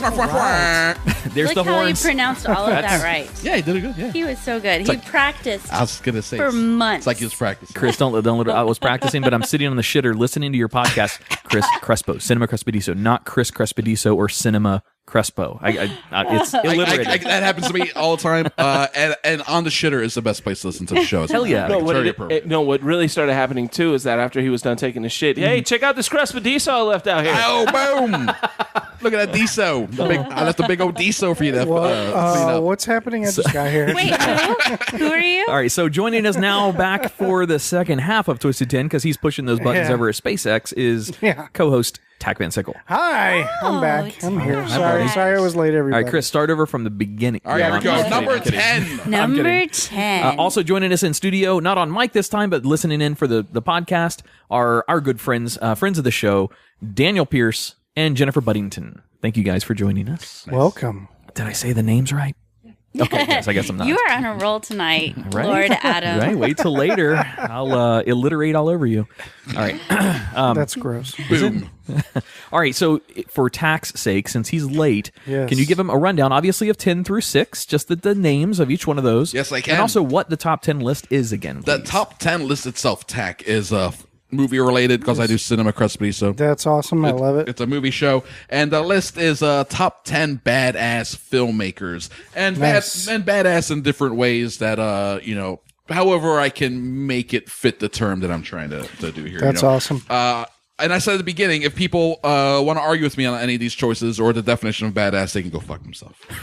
Sounds good. So the recap, I'm trying to get my papers back in order because I did all this analog. I'm realizing that was he's a bad Amish move. too. He's Yes. Amish. Yeah, going by I paper. did use a printer though, so is that Yeah. Amish? So he's All right, not less Amish, more Mennonite. Yeah, I guess so. Yeah, there we go. Yeah, I don't have a typewriter. You know, I Although actually would met use some a Mennonites in typewriter. Colombia. When I lived there was a ton of Mennonites down there. It was really weird. In Colombia. In Colombia, South- Bogota. Really? Yeah. Yep. Really? Walking the streets in Bogota where they look like they were way out of place because they look like American hillbillies. That's what they look like walking around the streets. Sure. Like overalls and plaid, everything. It was really strange to see. I finally had to ask somebody, but they would speak completely fluent Spanish, but Bogota inflection on the Spanish. But they were Mennonites. They were. Wow. Yeah, that horse and carriage ride from Pennsylvania is a real Oh bitch. my god, that's a long ride, man. You don't want There's to a, get there's a stuck like that. layover in Atlanta too. So. Yeah, getting over that Darien Gap's a real fucking nightmare. Those one-lane roads, those passes. So top 10 badass filmmakers. So real quick to recap 10 through 6. Number 10 was George Miller, who directed the Mad Max movies. Number 9 was Paul Verhoeven, best known for directing RoboCop and Total Recall, Starship Troopers, movies like that. Number 8 was Alexei Alexander, Palestinian German female director who did Green Street Hooligans back in 2005 and Punisher Warzone in 2008, very underrated movie. Number 7 was Walter Hill, who did he produced the Alien movies and he did films like 48 Hours and stuff like that. Nice. And then the last one was number 6, a fellow named Alejandro Jodorowsky, probably the most obscure, I guess, most unknown person on my list, probably on the entire list, Alejandro Jodorowsky, who did a bunch of crazy movies in the 60s and 70s that were like the original midnight movies, and it's he's a wild filmmaker. Also came up with his own, I neglected to say this, he has his own like kind of philosophy, sort of religion type of thing that he wrote a book about and people can follow, and it's all based on like psycho shamanism and magical realism and stuff like that. I thought it was the Church of the Fonz. So, No, speaking of that- far cooler, which speaking is of hard that- to do because it's the funds. So there's actually another female filmmaker other than Penny Marshall. Isn't that crazy? There's actually like 4 of them. They which let is 4 wild. of them do it? Well, one of them just did Wonder Woman. Yeah, Patty Jenkins. Yeah. As a matter of fact, Exciting. we'll go ahead and just talk about number 5. Cinco. Number 5. Because number 5 is a lady named Catherine Bigelow. Anyone know that name? Catherine Bigelow. Yes, I know. God damn it. What Was did she a direct? gigolo? Yes, I know the name. Bigelow with the gigolo. No, that's actually not correct. That's something Robert. Well, no, who was the actor? In Schneider. Robert Schneider. Yeah, Yeah, thank Rob you. Schneider is a stapler in Derpy Yeah. Derpy Derpy Derpy. Yep. Catherine Bigelow, born in 1951, current filmmaker based out of California, best known these days for making The Hurt Locker and Zero God Dark damn Thirty. it. Yeah, it was on the tip of your brain I the knew it whole was time. I knew it was military. I'm like, Military oh stuff. fuck, what did she direct? Military stuff recently, she really blew up with Point Break back in the day. okay. which The is- original, right? Yes, the original, and not yes. that horrible. No. Remakes has No, been no, the no. name of the game tonight. And that's All only the because they remakes are make terrible. money. Anything is from a film adaptation from a book, all that sequels, superhero. That's all they make because it makes money, guaranteed money. Anything they think has a built-in audience, then they'll go Yeah, ahead yeah. and try to chase after that audience, and then they'll give them crap. That audience is like, we don't want to see this, and then it makes no money, and the studio doesn't learn, Right. and they keep trying to do the same No, thing. what made me want to murder people was when the Point Break remake came out, and my brother was like, "Oh, this is just a remake of Fast and Furious." Yeah, And Pretty because much. Fast and Furious was like Yeah. a down-low remake of Point I Break. used to have 7 siblings. I have 6. Because of that. That'll break up families. The reason why, though, we'll get a little more into in her filmography in a second. The reason why I picked her as a badass filmmaker is because, well, here's a quote. I'll just have her speak for herself. She says, quote, "If there's specific resistance to women making movies, I just choose to ignore that as an obstacle for two reasons. I can't change my gender, and I refuse to stop making movies. It's irrelevant who or what directed a movie. The important thing is that you either respond to it or you don't. There should be more women directing. I think there's just not the awareness that's really possible. It is." This is a quote that could have been said last week, but she said this back in 1990. Oh, wow. Well, see, because back then Caitlyn Jenner didn't exist to disprove that first point. Yeah. And that's where I leave, folks. That silence that you all hear, that is exactly what that comment deserves. You got to throw those comments out there, though, to see which one's sticking and which one's sometimes they get an applause break. Sometimes watching the burn feels better. Sometimes you get the applause break, and sometimes you get the stare break. Sometimes it just burns like gonorrhea. But then you got to enjoy it, though, and sit back. That one got a chuckle. Fuck you guys. So she's been just struggling with the whole, I have tits and a vagina, I want to make a movie, and people are like, no, but she's like, I can make good movies, and they're like, no. So she keeps trying, and she, against all odds, continues to make good movies. She started in the 80s. In 87, she did Near Dark. Has anyone seen that? A vampire movie, really low budget, gritty vampire movie. No. It's super cool. She followed up with a movie called Blue Steel. Jamie Lee Curtis plays a rookie cop being stalked by Ron Silver, who's a fantastic bad guy. Then 1991 was Point Break, which we were just mentioning. Huge movie.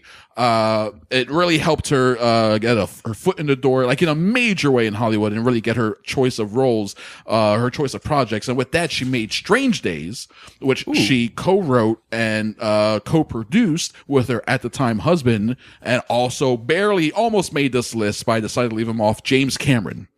They were married for a while, and they worked on this together. And now here's one of the fucked up things. Strange Days came out, didn't make a lot of money, but it was very well received critically. But so many of the reviews are like, James Cameron's vision is amazing, blah, blah, blah, blah, blah. And Catherine Bigelow's like, what the fuck? This is my movie. All the credit went to James Cameron. They got divorced shortly after that. Are they related? I have no idea. I'm just saying. Somebody. Yeah, remember that was the thing, because wasn't Hurt Locker up against one of... yes. Now we're coming. Yes. Yeah. Okay. I'll leave it You're there. stealing thunder. No, that's fine. That's fine. We'll skip K9 to Widowmaker because everyone did. All right.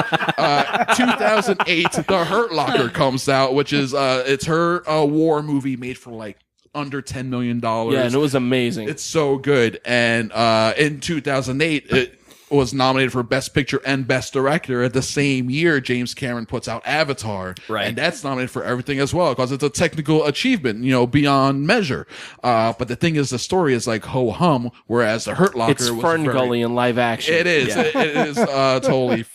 It's true. Ferngully. That's what it is. My son caught that. My son watched Avatar at the age. Oh God, he was like 10. Yeah. He said, "Papi, this is Ferngully without the bat." Yeah, it's the last rainforest, but on another planet. Yep. I'm not saying that's necessarily bad, and James Cameron did a good job with that story, but it's just that we've seen the story a lot. I hate to say the one thing that killed that movie for me. Now, don't get me wrong, I love the movie; it was great. Yeah. But of all the things that you can come up with, naming a rare unknown element. What was come it? on, unobtainium. Really? I hated that so much too. I looked it up, and unobtainium is actually a stupid term that scientists do use for like elements that they don't. Yeah, it's not something he came up with, but he decided to use it though, and that's inexcusable because that is a fucking stupid word. That's all right. The word is something he didn't come up with. Neither is a plot for Avatar. Yeah.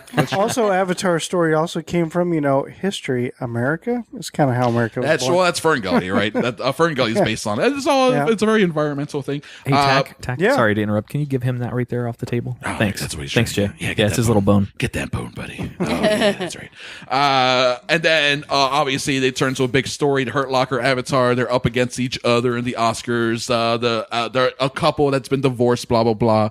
And she ends up winning. Hurt Locker wins Best Picture, Best Director. Also another thing. It's another David Goliath thing because Avatar had all this money. It was super expensive. Hurt Locker was very cheap in comparison. It's a little movie that could type of thing. Also made very low money at the box office too. Actually, The Hurt Locker has two records. One record is that of all the the Best Picture winners, it is the lowest grossing Best Picture winner of all time. It made less than $20 million at the box office, which is a hill of peanuts. That's damn, I didn't know it made that little That's money. like a failure in today's terms. For movies, yeah. in 2008 That's terms, a failure it was in 2008. Yeah, but the thing is, though, the expectations were so low. The budget was so low. What was the budget on that? Yeah. Less than $5 million, I think. Yeah, so it was crazy pretty cheap. good profit. Yeah. And then the thing is, they're like, well, now it's getting awards buzz, so at least we can build off of that. Right. And we can still get benefits from this. Meanwhile, Avatar cost a ton of money and made like $2.7 billion. Was that a studio film? Who made that? Hurt Locker? No, I think they got film? studios that distribute it, but they had to put the money together themselves So because it's just people an did. independent film. It's pretty much an independent film, Yeah. but that's the thing. Most movies these days are technically kind of independent. If you want Studios anything, rarely, if you want fund anything something. other than superhero films or anything, it's Correct. going to be an independent film. And Correct, 100%.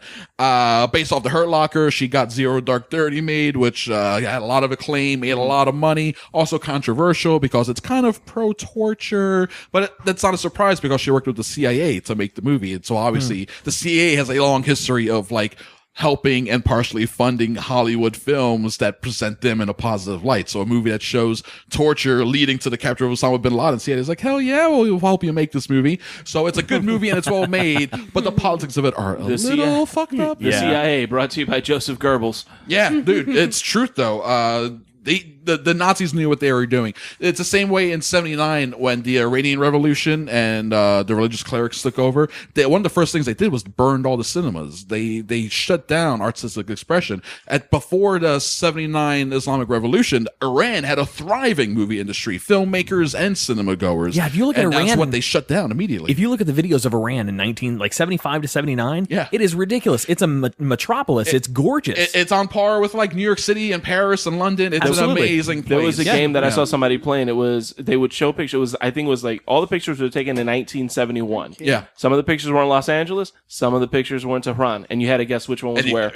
And no one knew. That's amazing. See, what a bummer. What a bummer. It could have been getting so much great culture from there. We still can. She has a movie coming out this year, actually, this summer, called Detroit, which is about the 1967 Detroit riots, which is a crazy story about how an after-hours bar, like when, they still do that these days, bar set up for hospitality service industry people. The bar stay open until 5, 6 in the morning when they're not supposed to. A bunch of cops raided it in Detroit, 67. It spilled onto the street. It got violent. It got so violent, turned into a 5-day riot. Wow. And they made a movie about it. Catherine Bigelow made a movie about it. So she's a pretty badass filmmaker out there still doing it, despite the fact that she doesn't have a penis. I don't know how she directs a movie without a penis. That's probably why Penny Marshall does so well, because she does have a penis. Well, it's a giant clit is what it is. She will fuck you with that clit, and then you'll say thank you, Penny. I appreciate it very much. I believe it. Can we watch A League of Their Own again? There's no crying inside of me. So that was your number 5. Was that said by Rosie O'Donnell? Who said that? That would be a Rosie O'Donnell. Or Madonna, too, actually. Let's do number 4. Number 4. That's some good hazy sunrise there. Number 4. Here we go. I'm going with intellectual badassery here, as a matter of fact. Born July 26, 1928. Died March 7, 1991. The first dead person on our list. Stanley Kubrick. Okay. Stanley Kubrick, a name more people will recognize. Made very many popular movies. But did you know he was an average student? Growing up in middle school and high school, he had like a C average student, and it wasn't necessarily because he was dumb, because he had a very high IQ, but it's because he's an artistic. He wasn't interested in what they were teaching. Maybe he was bored by it. That happened to me and other people I know when you're younger. It's trying to teach 30, 40 people one thing at the same time. We were at different speeds or whatever. So he was an underachieving student, and that disappointed his father. But when he showed interest in photography, his dad was like, oh, okay, here's a camera. Go do it. Be a photographer. That's good. He fed that. Yes. That's awesome. Plus he was like, at least he has something. Be good at this. Kubrick ended up, instead of going to college, he ended up working for a magazine called Look Magazine. And he spent like a decade as their photographer. And he learned a lot about photography and at the same time exploring other artistic interests. And that's how he started down the path of being a director. So he has a very much just like artistic upbringing going into being a filmmaker. Those eccentric types a lot of times don't have good history and education, especially in grade school and high school and things like that.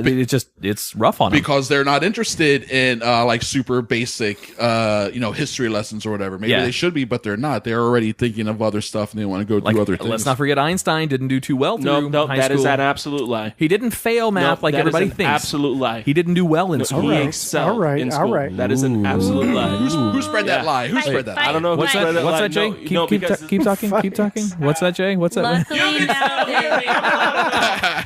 Luckily nowadays they have classes for those special kids to go and expand their mind. Yeah, no, that one actually, because we actually got into it on a podcast that I may be appearing on soon. That was a total lie. Einstein was a fucking genius from day one. Really? The guy came up with the theory of relativity. You're going to tell me he got a B in math? No, that is absolute fabrication. Because the math class was so boring, he wasn't paying attention. He could still have been coming up with smart math stuff. Yeah, no. But slacking off in class. Yeah, no. He excelled in it because that was part of his upbringing, was that you will excel in this. You will pay attention. Or else we will beat you with this thin rod. There's a new, not to side tangent too much, but there's a new show coming out about Einstein. Yeah. On it's Netflix, out already, I think, isn't it? No, on Nat Geo? Nat Geo, I think, is doing it. Yeah. Damn it. Ooh, we actually get that one, I think. Do we? We get like all infomercials and Disney Channel, because we have the Uverse family. So it's the Disney Channel and all infomercials, and we're like, this is ridiculous. Well, I think Nat Geo is the one with the Einstein show, yeah. I think that's the one we do get, because that could be family There you go. involved. And I think he's a cannibal. Don't they present him as a cannibal in that show, I think? Come on, kids. Let's Vampire watch the Hunter Cannibal or something? Show. I mean, I don't have Nat Geo, so I don't know. That was one of those things that I was researching for a Twisted 10 podcast I was doing, too. So that may be coming up, too. We may get into that. I'm But just quickly reading to see if I can find that. As far as Kubrick goes, Yeah, let's get back to Kubrick. Another thing, he said wasn't so smart in school, but yet, hey, eventually worked for the space program, right? Well, yeah, absolutely. We can tie all that in. I'm going to go into that. I'm kidding. I don't believe that. But Well, first he made a few movies with Kirk Douglas, Paths of Glory and Spartacus, well received, but then he ended up butting heads with Kirk Douglas, so he made a few movies with Peter Sellers, Lolita, and Dr. Strangelove. He tried to write a straight up thriller about the impending atomic war, because it's a Cold War, etc., and he could not write the movie without laughing. He thought it was so absurd and so funny. The idea of all these men arguing about all this shit that could lead to a war. And that's how he came up with the comedy, Dr. Strangelove, or How I Learned to Stop Worrying and Love the Bomb. It's a fantastic movie too. But then, yes, 1964, he's already working on an idea that will become 2001: A Space Odyssey, which is already very different from all the movies he's made before, right? So in 64, he meets up with Arthur C. Clarke. They have the idea together. Arthur C. Clarke writes the book at the same time as they work on the screenplay together. So if anyone who watches the movie, like at the end of the movie, it's very cryptic, and it's the whole Stargate sequence and the birth of the star baby, the next evolution of man.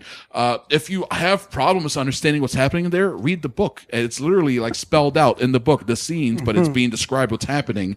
And the book even takes it another step forward. And it's actually a very interesting story about, aliens forcing the evolution of humans throughout time. It kind of ties into the whole Prometheus thing, like we were talking about earlier. Love it. It's a big theory right now too, as well. It's very topical. Jay, I stand corrected, buddy. I'm a big enough boy to admit when I'm wrong. Time magazine article that I just found does cite Einstein was actually so advanced that he was passing trigonometry and high-end calculus in like the 8th grade. There you go. Well done. It's high on this throne. Well done. But in 7th grade, it was a slacker. Yeah. Everybody's like slacker in 7th grade. Everyone were looking at the 7th My grade daughter report won't card. be. They forgot to look at the 8th grade one. Now, while he was making 2001, part of the reason why the movie is so well revered and successful is because he got a lot of NASA access. He got access to their R&D stuff, and he got to see all the different Taurus designs, all the deep space designs that they were obviously weren't built at that time. We're like, well, this is how we think we could go with some of that. So a lot of the models that they built for the movie was based on the NASA stuff that he had access to. Nice.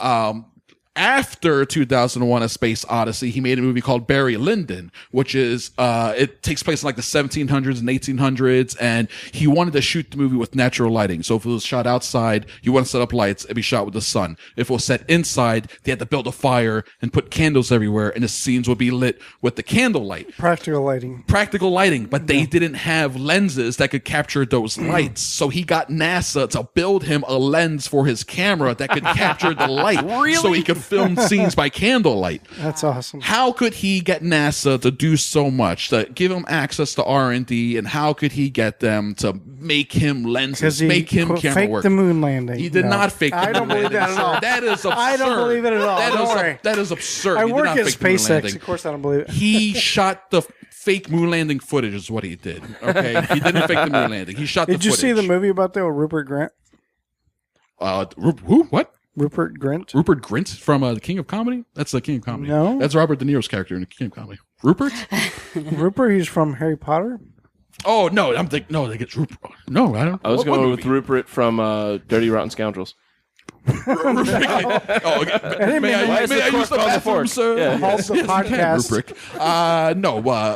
The one where, didn't they make a movie about that, right? A couple years ago? Yeah. It's more of a satire. It's what's his name? The redheaded fella. That's what you're talking about. Yeah. Well, what he did, he worked with We call NASA. those gingers, by the way. They are. That's racist, but go ahead.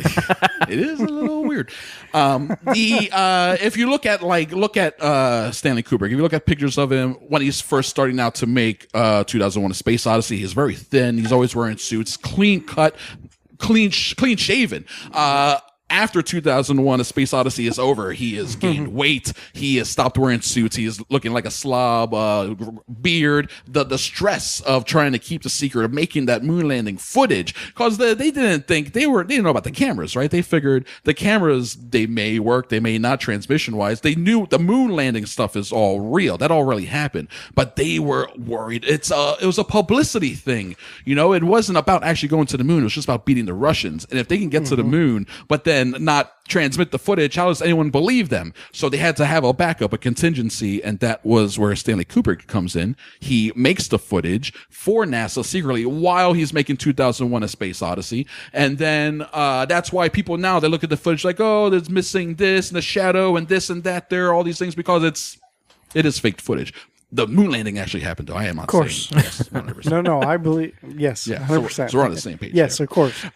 Same shade. Unlike your compatriot SBK. Yeah, no, he believes that the entire landing, that's all fake 100%. He did a bit on it. I don't even know if it was a bit. He did a full song on the moon landing being fake. It was hilarious. It's a great song. It's a funny song. After that, he was looking, it took so long, it was so much stress of doing all that. He wanted something quick and dirty and mean, so he optioned the rights to A Clockwork Orange. Orange, very, very violent, very intense movie. As a matter of fact, he himself got death threats from people after there was a bunch of copycat crimes throughout the UK. So he himself had the movie pulled from theaters, and it was banned in the UK. Not necessarily banned by the government, but banned by him. He was like, I don't want anyone, because he was living in the UK at the time. Yeah. I don't want anyone seeing this movie. And it wasn't available in the UK until he died in around 2000s when they put it out finally for people to be able to see it. So for the longest time, Clockwork Orange was banned in the country that it was made. Oh, wow. He went on since then to make The Shining, Full Metal Jacket, Eyes Wide Shut. I mean, his career is extensive, and his movies they're towering works of art that almost all of them too, most of them well received when they come out, but like down the line is when they really get stature, when people really examine them, look into them. So he is the intellectual giant of the group. He is, that's why he's the number 4 badass filmmaker. Sure. Mr. Stanley Kubrick. Number 3. Number 3 goes by the nickname Bloody Sam. His name is Sam Peckinpah. Born 1925, February 21st, 1925, dead December 28, 1984. Bloody Sam is known for making tough, ultra-violent movies back before that was a thing. The Wild Bunch was his big movie, which came out in 69. And in The Wild Bunch, he used a lot of, for example, of his take on showing violence in movies that people weren't doing. He came up with the idea to put double squibs on people. So in movies, people would get shot and they get squibbed out the front. Boom, boom, boom. Right. In The Wild Bunch, he has people with squibs on the front and the back. So then when they get shot, you can see the exit wounds as well. And when he was doing that in 69 and showing that to people in theaters, people were losing their minds. Thinking somebody really got shot? Yeah, well, at that level of violence, they weren't expecting so much blood and so much like, this is getting too real for audiences. Now, if people watch The Wild Bunch, it's like, yeah, whatever, people are getting mowed down. But in 69, that was messing people up. Squibs on both sides is Nickelodeon terms now. It is now, right? Yeah, they go squib crazy over there. His let me see, I want to he was a trouble. He was a problem from the very beginning. He skipped high school a lot to do cowboying stuff at his relative's ranch. So, you know, like basic quotes, cowboying stuff. You know, basic wrangling and cow things. And I don't know what the freaking, I'm from New York. I don't know what cowboys boy things too. I'm from boy Oklahoma. Things. So, I know what's cowboying stuff then? I assume it's hanging out with Sam Elliott. Mud. Cows. Tractors. He did stuff with mud and cows and tractors and hay. Yeah, that's what he did. Guns, fishing. When he was supposed to be in school. Also, he got kicked off his football team, his junior varsity football team in high school for fighting, and had to finish out high school in military academy. He's that type of guy. And then he ended up developing. First he went to the Marines, joined the Marines, 43. So it's like right at the end of World War II. He was part of a repatriating program. Technically, he didn't see any combat, but he did still see a bunch of violence that really fucked him up. Sure. And there was that time where he started frequenting a lot of bars in China, and he developed a very gnarly drinking problem that pretty much took his life several decades later, on top of other drugs as well. So his very violent and volatile nature, on top of all the drug use, is what birthed Bloody Sam.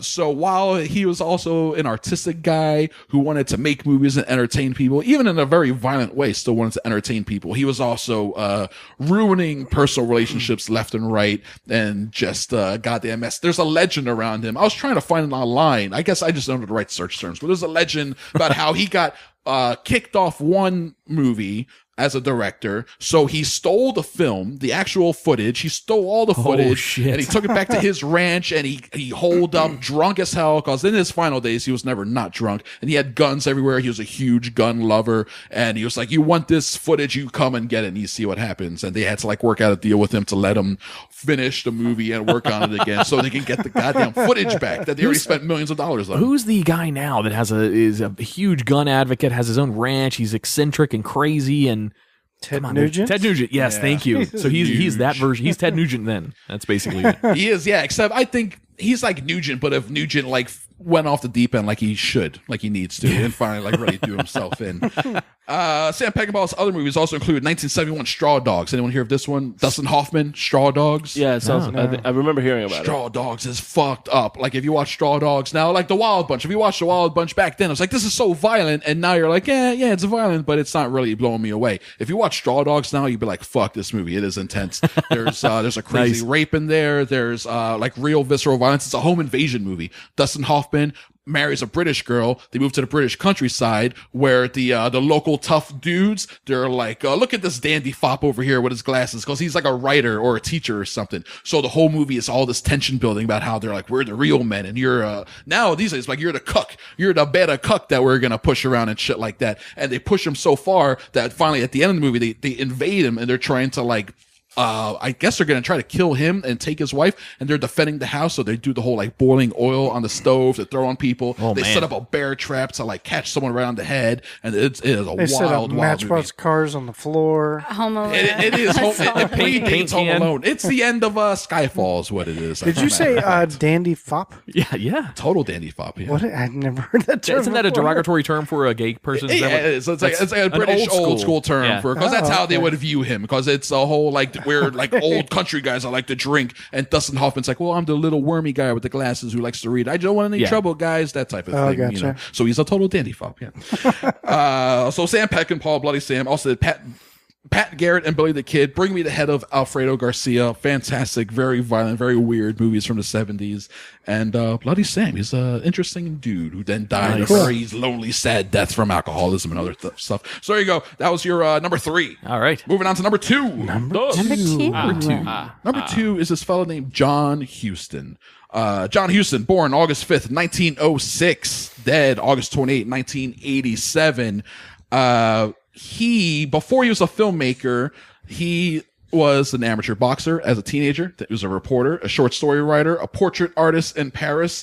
He was a cavalry rider in Mexico in his 20s and a documentary filmmaker in World War II, which is when he started getting into making movies. In the 30s, he started working with his dad, Walter Huston, who was in New York as a stage actor, and then both of them went back to Los Angeles in the 40s to work together. He put his dad in a movie called The Treasure of the Sierra Madre with Humphrey Bogart, which is a classic movie now. People love it. It came out in 1948. He got his dad a Best Supporting Actor Oscar for that movie. He got himself Best Director, Best Picture. I think he got Best Screenplay. It was a huge deal.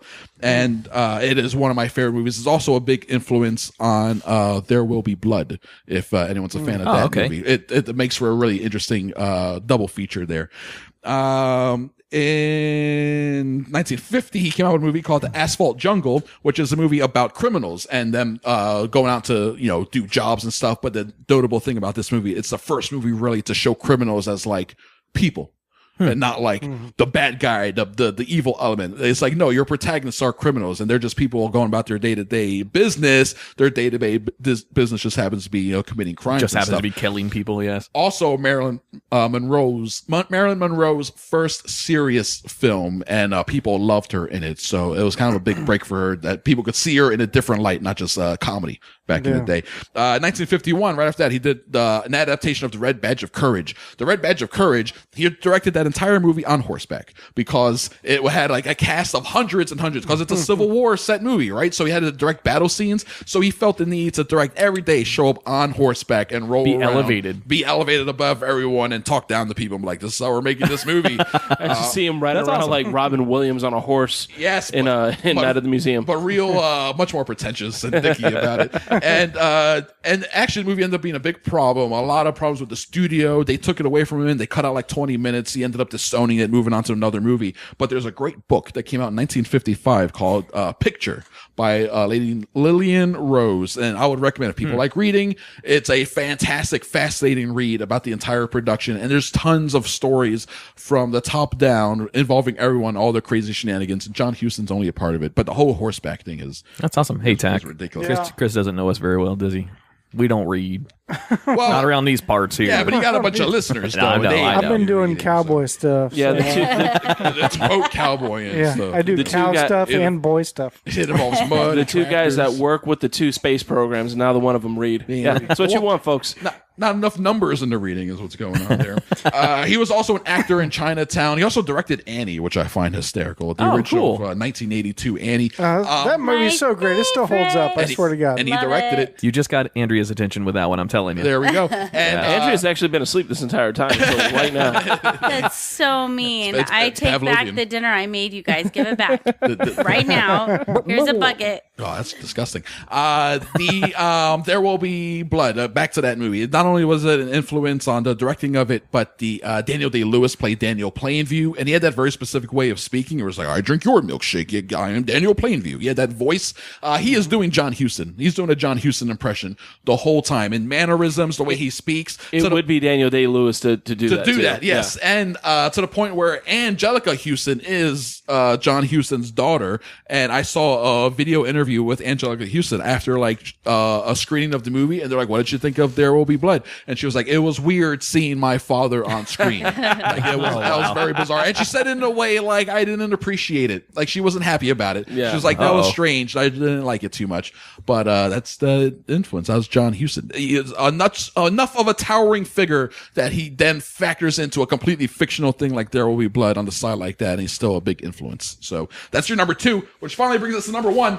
Uno! Number one. This guy's still alive, born September 5th, 1942 in Munich, Germany. I am talking about Werner Herzog. Do you guys know Werner Herzog? I know the name. Oh, we go way back. Do you go way back? Yes. You should introduce me. Most of us know him as Vern from the Ernest movies. Hey, Vern, it's Ernest. So when he's looking at the camera, Werner Herzog is holding the camera. Yeah. And Obviously. Started a filmmaking way back in the 80s. I love those Ernest movies, man. The Werner Herzog is a filmmaker and a documentarian, but he has also crossed over into pop culture because he has a very specific way of speaking with his accent and his syntax. So he's done like voice work in The Simpsons, Rick and Morty, The Boondocks, stuff like that. Okay, yeah, that's where I recognize the name from because of all the voiceover work. Yes. I was like, wait, I know I've seen that name written. If you've heard of a German guy who talks like this, that would be Werner Herzog. And he has, and also his personality is very hysterical because he has this whole thing about nature and how nature is like the overriding force of everything, and nature will eventually destroy us all. So a lot of his work reflects that in a very hysterical way. And here's all right. So I have all my notes here on this guy. I have a lot of notes on Werner Herzog. I want to really cut them down. In 1971, he was making a movie called Aguirre, The Wrath of God, and it was one of his first big movies with this German actor, Klaus Kinski. He ended up making a bunch of movies with this guy, Klaus Kinski. He was a very volatile, insane man who was also a great actor, and they just happened to make magic together, right? So they're making this movie in Peru. Werner Herzog had to get to Peru, so he was going to get on this flight, Lanza Flight 508. His reservation was canceled due to a last-minute change in the itinerary. It wasn't his choice to not be on the plane.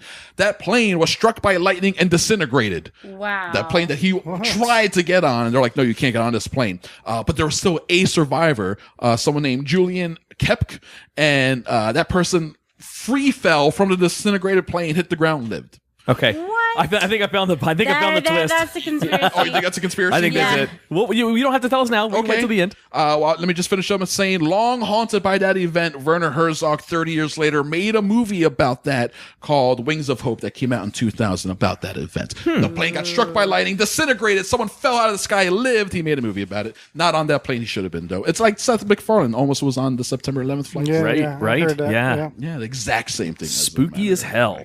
And God, he didn't. Can we take a moment and have silence for that? the fact that he's still around. Yes. Yes, thank goodness. I'm actually a fan. One of his crazier movies, though, Aguirre, Wrath of God is a wild movie, but one of his crazier ones is this film called Fitzcarraldo. And it's the one that I hold up as being like, he's done a lot of stuff that makes him a badass. First off, he had a similar thing. We talked about this with another filmmaker where he was in Germany. He grew up in Germany, born there in 42. What was happening in Germany in 42, 43? They were getting bombed the fuck out of them. So he's another one where like his neighbors, their houses were disintegrating around him, and people he knew one day were gone the next. They had to move to a village to get away from everything. In that village, he had no running water, no toilet, no telephone. He didn't use a telephone until the age of 17. He didn't know movies even existed until the age of 12 when traveling projectionists brought film to his tiny little village town and set up a movie for everyone. So he already had like a long way to go to get to being a filmmaker. On that road, he discovered traveling by foot. He loves to travel on foot. He went all around the world. He didn't bother learning English until he moved to England when he was like in his 20s. It's like, I guess now I better learn some fucking English since I'm here. Now he's, like I said, he's doing voiceover work on The Simpsons and Rick and Morty. So obviously it paid off for him. He did this movie called Fitzcarraldo. Fitzcarraldo is a movie about a guy who wants to bring opera to the Amazon jungle, to the people of South America. In order to do that, he has to raise money. The only way he can think of raising money is to become a rubber baron because of all the rubber trees that are available. But he only finds one plot of trees available, and it's on this part of the Amazonian River that's inaccessible. The only way to get to it is you have to climb a mountain. He's not trying to climb a mountain. He's trying to get all the rubber on a boat. So he has to get the boat over a mountain. So the plot of the movie involves this guy getting natives, South American natives to Amazonian natives to help him drag a boat over the mountain to get to the other side of the river. Now, since this is the 70s and it's before CGI, in order to get the special effect of dragging a boat over a mountain, he had to actually take a boat and drag it over a mountain and then film it. They did it for real. They set up a whole pulley system. Yeah, Daniel pulled up a picture in studio. It is wild. There's a documentary called Burden of Dreams that's about the making of this movie. Hey, Tach.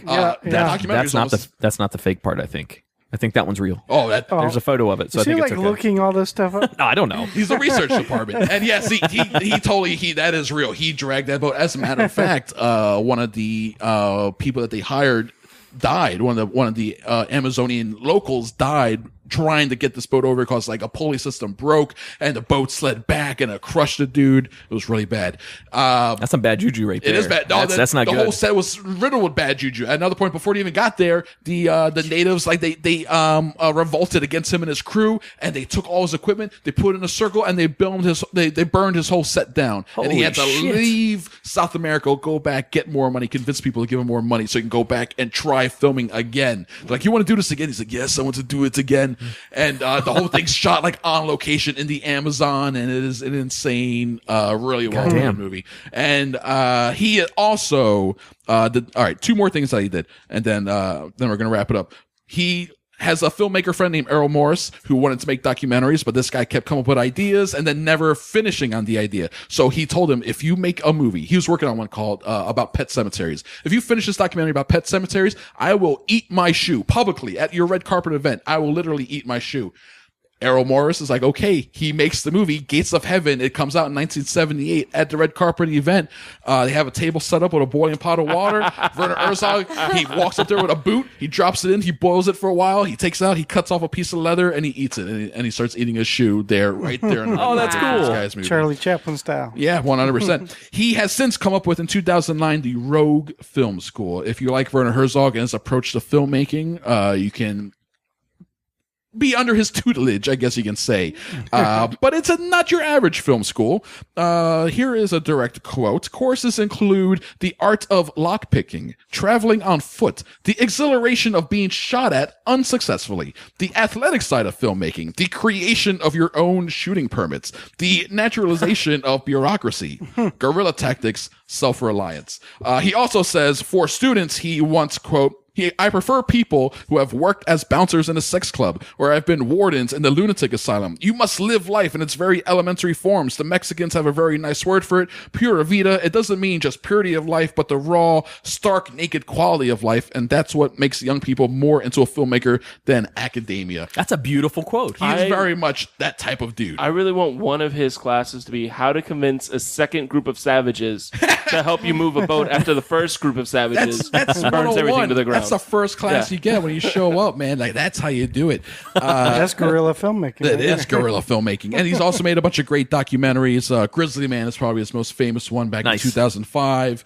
He has a couple out now on Netflix I recommend. One called Lo and Behold, and it's about the internet. And it's funny that he made a documentary about the internet because he, like I said earlier, the first time he used a telephone was at the age of 17. He is not technologically driven at all. So when he approaches the internet, he has weird questions about it. And he did another movie that's a documentary called Into the Inferno, which is all about volcanoes around the world. And he gets great footage. And again, he's just asking amazing questions. That's awesome. Amazing guy. Those are on Netflix now? Yes, both of those. Nice. It's funny he didn't see a phone until he was 17 because most 17-year-olds now haven't seen a phone at all. Those type of phones, they have computers. That's a good point. Where do you play Angry Birds on this thing? Where's the porn? How do you get Tinder?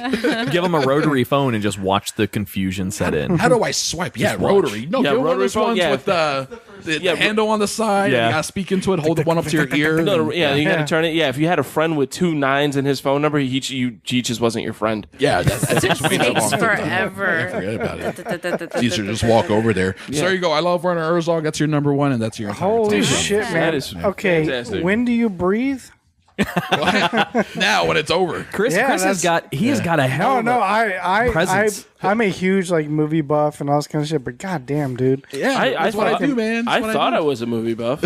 Yeah. I love movies, man. And Chris came. A lot of information out there, and I was trying to get it all in there. Chris came, he saw, he conquered. Try to make Kicked an its impression. ass. Yeah. That's right. Dude, that was fucking fantastic. Yeah, so it's dude. cool. It's really good to see a very animated person, a guest who's coming into a Twisted 10, because you don't always see that. Not to knock any guest we've ever had, because everybody's been great so far. Sure. But to see the research, you aren't reading the entire thing. No, There's some passion behind it. Yeah, Huge to see, passion. yeah, to see the passion is so feeling. But yeah, the level of passion that you bring to hosting, to guest hosting the show is great. I appreciate that. Thank your you. knowledge is in depth. You aren't reading the whole time. You had most of that stuff in your head. Oh, I did. Just looking up for footnotes. I did read those papers a lot ahead of time, though. Yeah, That's awesome. I appreciate that. Yeah, now I'm dying to know. Oh, very good. Do we want to take guesses around the room on what was the? Oh yeah, because I didn't explain bullshit? to you. I did throw in a twist. One of the things I was saying was a conspiracy theory, but I presented it as fact.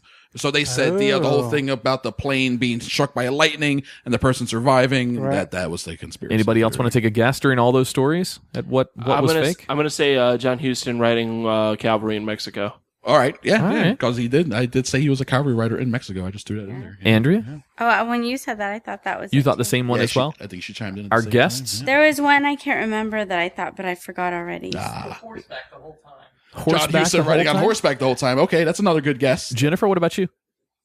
Oh, she was on her phone. She was Horseback the whole time? She's too cute. She doesn't have to answer. She's waiting for the next show to start. For more information on that, Jennifer is in costume, in cosplay, here in studio for an episode of Living Podcariously coming up next. So stay tuned or tune over to that show for that. Yes. But I thought it would jump out to you guys, as a matter of fact, with the whole space background. Stanley Kubrick directing the moon landing footage. That's the one, because I thought you were catching it, and I thought I thought you guys were gonna jump out on that. I was the one. confused. I was like, why does he keep saying that? That's the one that I he could didn't. remember. you sold it well. Because he did it. You sold it well, sir. It's one of my favorite. Well. It's one of my favorite conspiracies, though. I want to believe that he did. I don't think he did, but I want to believe that he did. I totally thought Tack was about to call it out right Yeah, I there. thought he was He going to didn't say know about it. and I was going to be like, "Yep, you got me. That was all bullshit." But but there's also, like, if you watch The Shining which came out in 1980, there's an interesting theory that The Shining is really this like veiled confession to directing the footage, because the kid's wearing like an Apollo 11 shirt, right? And there's like a lot of little hints in there that speaks to like space agey type thing. It's a weird conspiracy. I think it's fun. It's funny that you guys think that's a twist. That's just what happened. Fair enough. That's why you didn't pick up on it. The Earth is also flat. I mean, obviously. Ari dabs, Kay. But it also means someone thought of that. Dear plane. I just want to know what's on the other side of the Earth, though. Dear God, I'm not that guy. Adam, someone thought of a plane and lived. So that's real? That's real. He made a documentary about it, Wings of Hope. Check it out. It came out in 2000. Wings of Hope. That really Another happened. date night. Lands of Flight 508. Yeah.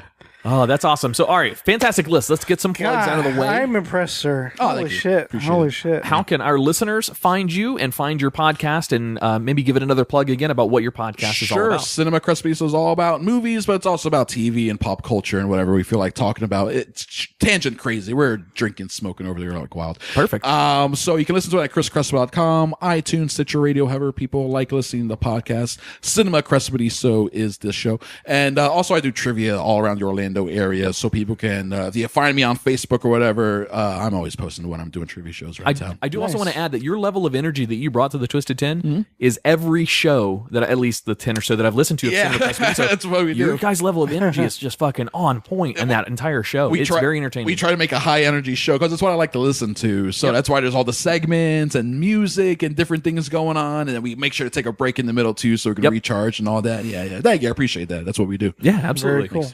All right, so for more, we're going to put all the show notes, all the links in the show notes for Chris Crespo and Cinema Crespodiso, as well as his trivia. You just have to email those to me or what have you. Yeah. But yeah, check him out. I highly, highly encourage anybody that's looking for another good, entertaining, comedy-style-based podcast, especially one around movies and entertainment. Go check out Cinema Crespodiso. And Cinema Crespodiso is just fun to say. It right. It's alliterative. It rolls off the tongue. It's just hard to nice. spell. You got to learn it. It's phonetic, You have to learn but it. okay. Of course, we're saying that. Our other show is Podcariously.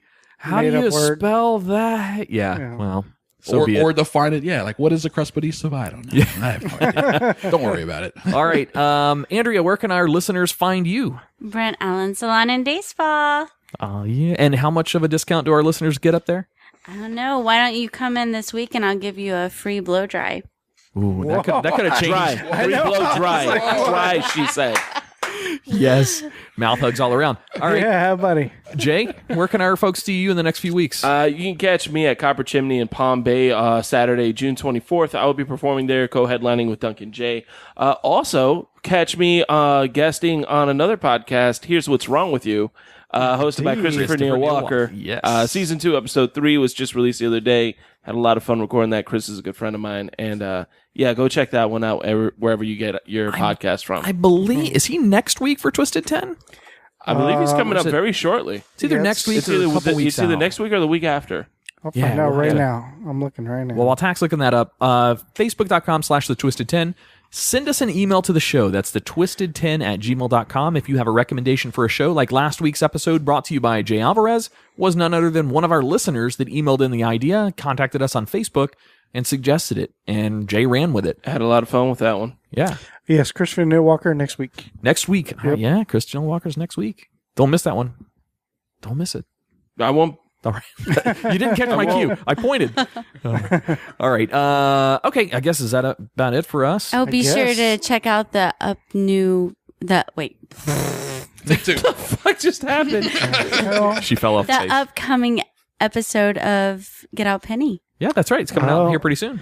Soon we got Jay. Hopefully, yeah. We got to finish up some recording. But All right. All right. So I'm gonna work on it. I got next 3 days off, so this week. Check out the upcoming show Get Out Penny. Yeah, the Perfect. latest episode will be out hopefully this week. Yes. Well, very perfect. All right. You can also follow us on Twitter at the Twisted 10. Yep. And lastly, but most certainly not the most important, but is the most important. He's proposing. Our face. This is it. We're having. No, I'm not proposing. Stop. Sorry. We're setting up a Patreon for the Twisted 10. So Yes. for the listeners out there that are interested in pledging some donations monthly, $1, $5, $10. It'll be up now. It'll be up when they hear it? Yeah. Perfect. Go check out that. We've got different rewards and different incentives. That includes literally sitting in with the cast during an episode, coming up with your own episode, letting us proxy write it for you. If you don't want to get on mic, that's fine. If you want to get on mic, hey, you can buy your way in. We are buyable. I'm just saying. Some of us more than others. I'm cheap. It's funny. Most podcasts are like, we're not going to sell out. We will absolutely sell out. Folks. Goddamn We have right. No problem with that. The next Twisted 10 is the top 10 flowers found in Florida. From this Patreon. NPR Patreon. now? Sure. No, I'm just kidding. That's not Christopher Neil Walker's podcast that he's coming to host. Shit, All right. you know, if he listens to this, it probably will be. He's just going to... You guys don't know Chris like I do. He'll hear that like, well, fuck, now I have to. Just to mess with him. I don't know how you guys knew that. Number 7, roses. Well, that's awesome. Again, Chris, thank you so much Thanks for for having coming me, guys. I and doing really this. appreciate it. Yes. It's very This cool. was fun. Yeah, dude, of course. Very nice setup you have here. I appreciate it. Thank you. We highly encourage our listeners to go check out Cinema Crespodiso. It's a fantastic podcast. All right, you ready to get out of here? Yeah, I guess so. All right, guys. We will see you next week. Thank you for listening to The Twisted 10. I'm Adam. I'm Tach. I'm Andrea Joy. I'm Jay Alvarez. And our guest. Chris Crespo. And for our two friends that are in studio, Daniel and Jennifer, thank you guys for coming up. We appreciate it. All right, guys. See you next week.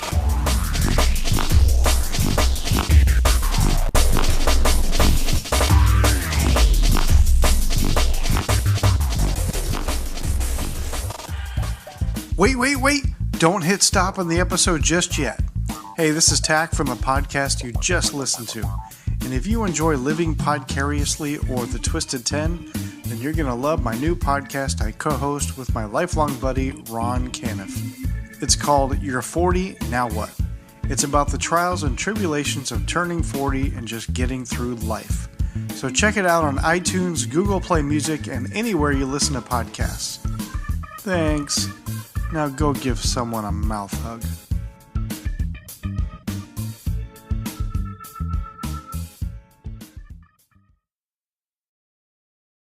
Hey guys, it's Adam. I want to take a moment and personally thank you for listening to our shows, for downloading our shows, and for sharing them with your friends. With your guys' support, we just moved the Twisted 10 into the threshold of the top 100 comedy shows in iTunes. It made it to number 99, granted, just barely crept in there. However, that's still monumental for us. Out of the tens of thousands of podcasts that are out there, that's one of the most difficult categories to breach into. Thank you very, very much for helping us to get there. If you haven't already done so, please go give us a 5-star rating and give us a review, a short little 1-line, 2-line review, letting us know that you enjoy the show. iTunes reviews are like podcast currency. It legitifies the show, it allows us to get better guests, and it allows our sponsors to really see that we're reaching the listeners that are out there. If you haven't done so yet, please go do it. We would greatly appreciate it. We've got a ton on the horizon from Dichotomy Media, a lot more on our YouTube channel, more Get Out Penny cartoons, all sorts of stuff. So please help us by giving us that 5-star rating and a little review. Thank you very much, and enjoy the show.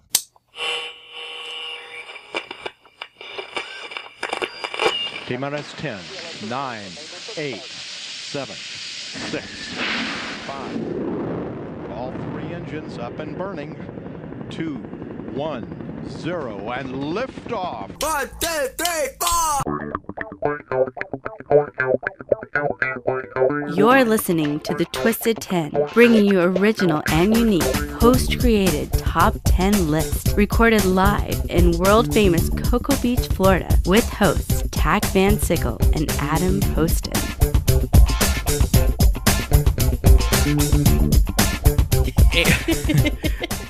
And welcome to another episode. Oh, you're all right. Welcome to another episode of the Twisted 10.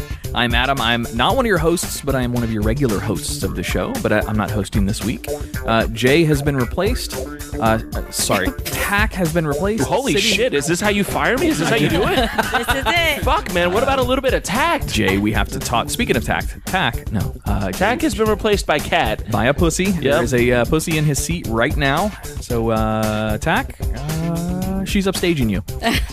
Sitting over on the lady chaise. Hi, this is Andrea Joy, and I am not one of your hosts. No. And I'm Jay Alvarez. I don't know how much longer I'm going to be here. Hopefully I'm here at the end of the episode.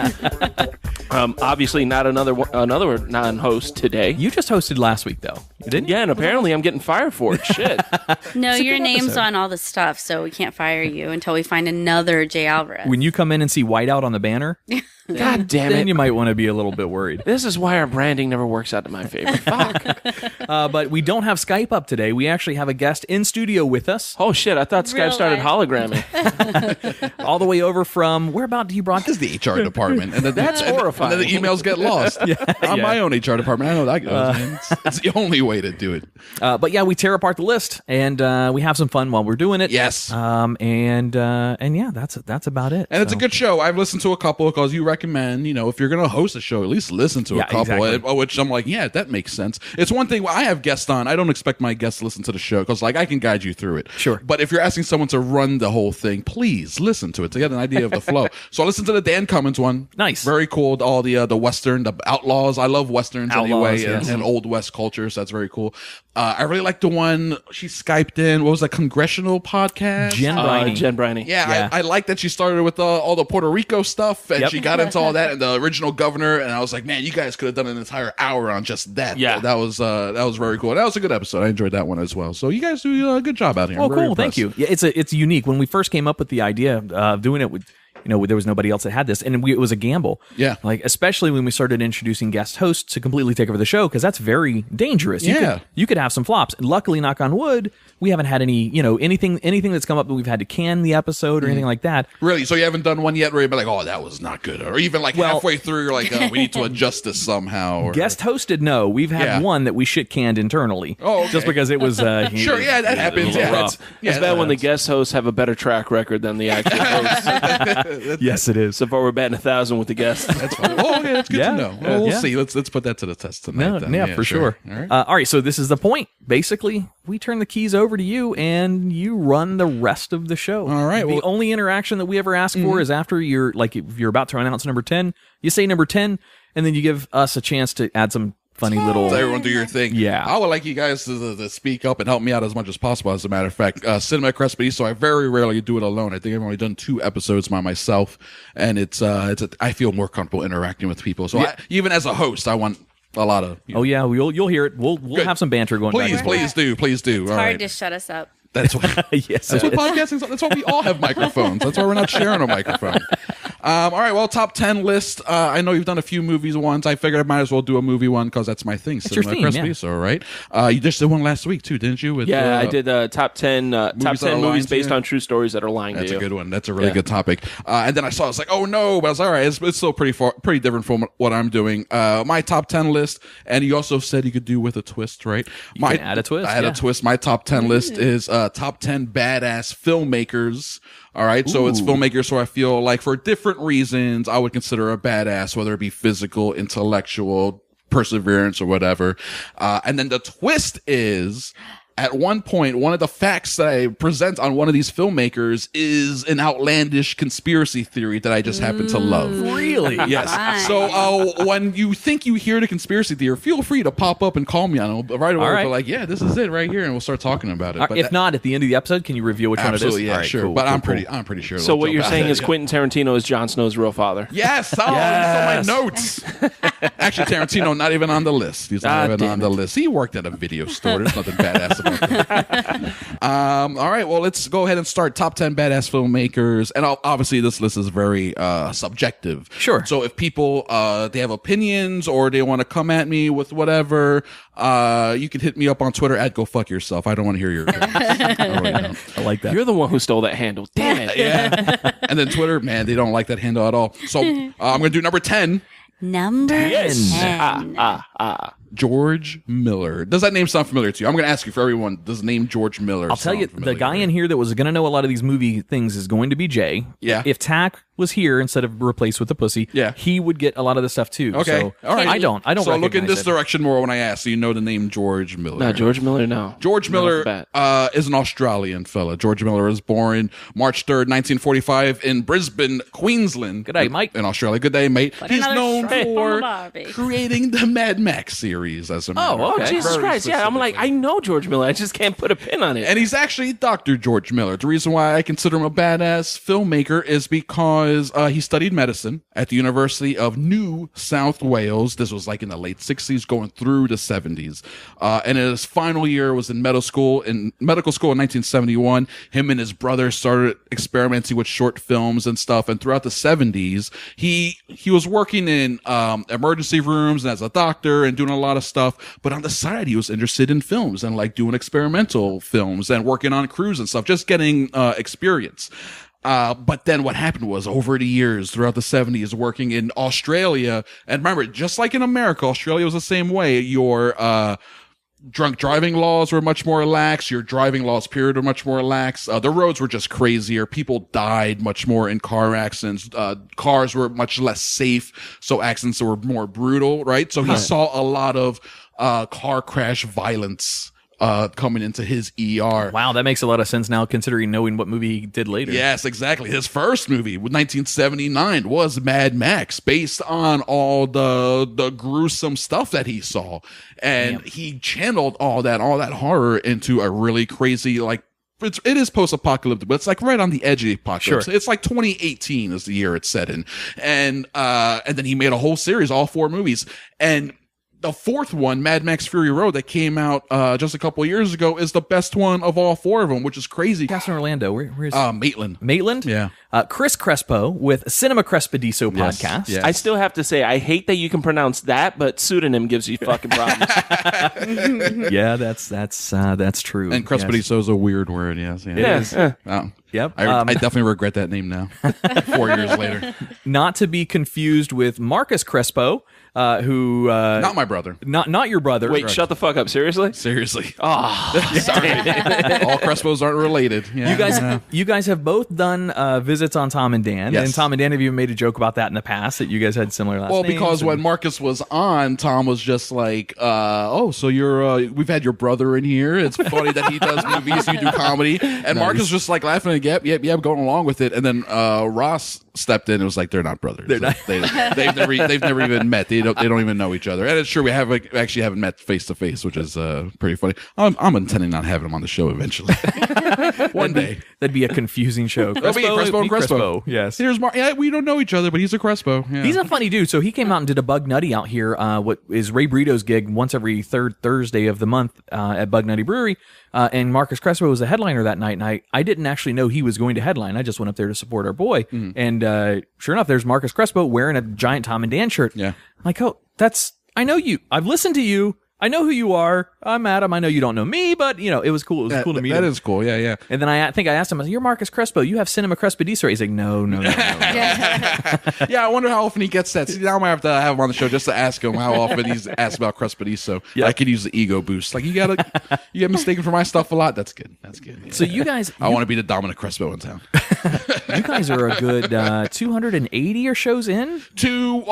Technically we just did 230, but with bonus episodes, we have done about 390. Damn. We're around 400 now with bonus episodes. How often do you guys release the show? We do a new show technically it's supposed to be Mondays, but I put them out, quote, early on Sunday when we record them. So every Sunday evening there's a new show, and then we put out a bonus episode, usually during the week, Tuesday, Wednesday, Thursday. Nice. I make sure to call them bonus episodes so that if one doesn't come out, or if it doesn't come out on a certain day, no one can give me shit about it, because it's like, look, it's a bonus episode. You're not supposed to be getting these anyway. Just don't get mad at me because it came out on Thursday and not Tuesday, stuff like that. So yeah. What is Cinema Crespodiso for our listeners who don't know? It is mostly a movie talk show. It's actually a spin-off of a radio show, SBK Live, because I started there. Yep. And speaking of SBK, he's doing much better now, right, with his new kidney? Yes, he is. He's doing pretty great, as far as you can be doing with the current American healthcare system the way it is. Absolutely. So he's not dead. So that's basically... He's not dead. He got himself a third kidney. Not only does he get himself a third kidney, it's a nice white kidney, and he definitely appreciates that for sure. It's going to get him through a lot more doors and more. His credit went up like 20 points immediately. And but he's doing well, and he posts about it every day. He's keeping his website up, kidneyforkevin.com, and people can check out his whole journey thing. And it's actually one of the few times where I found something like that genuinely inspiring, probably because I know the guy. He's a really good friend of mine. So to see him struggle, go through so much hard stuff, and then really persevere, change his lifestyle in many ways to be healthier, to get the donation, and now he's living what he calls his second life. And it's really super cool that he's doing that. And he's working on his comeback. Hopefully that SBK Live podcast will come back and all that stuff very soon. But my show, Cinema Crespodiso, was born when theirs was unjustly canceled from Real Radio in the evening. Yep. Not even because of ratings, but because of political stuff. Drama, backstage stuff, right? So the show's canceled. People are like, what are you going to do? You're going to go to another show? How are you going to hear Chris Crespo? And I was like, I guess a podcast is the way to go. So a month and a half later, Cinema Crespodiso was born, January 2013. Been doing it for 4 years ever since. And it is a movie show, but I try to expand it. It's not just movies. It's TV, pop culture, entertainment, and then we go off the rails and talk about whatever we feel like talking about. Yeah, I was going to say, it's also it's very similar to a couple of our shows. It's very tangented. You guys get on these. You guys go down these rabbit holes and get deep into these rabbit holes. We do, and then sometimes we find our way back, and sometimes we're like, what were we talking about? I don't know. What's the next topic? Let's move on, because life's too short to get bogged down in the details, That's awesome. But it's a fun show. We have a lot of fun. People have fun doing it, and people can listen to it on chriscrespo.com. It's on iTunes, Stitcher Radio.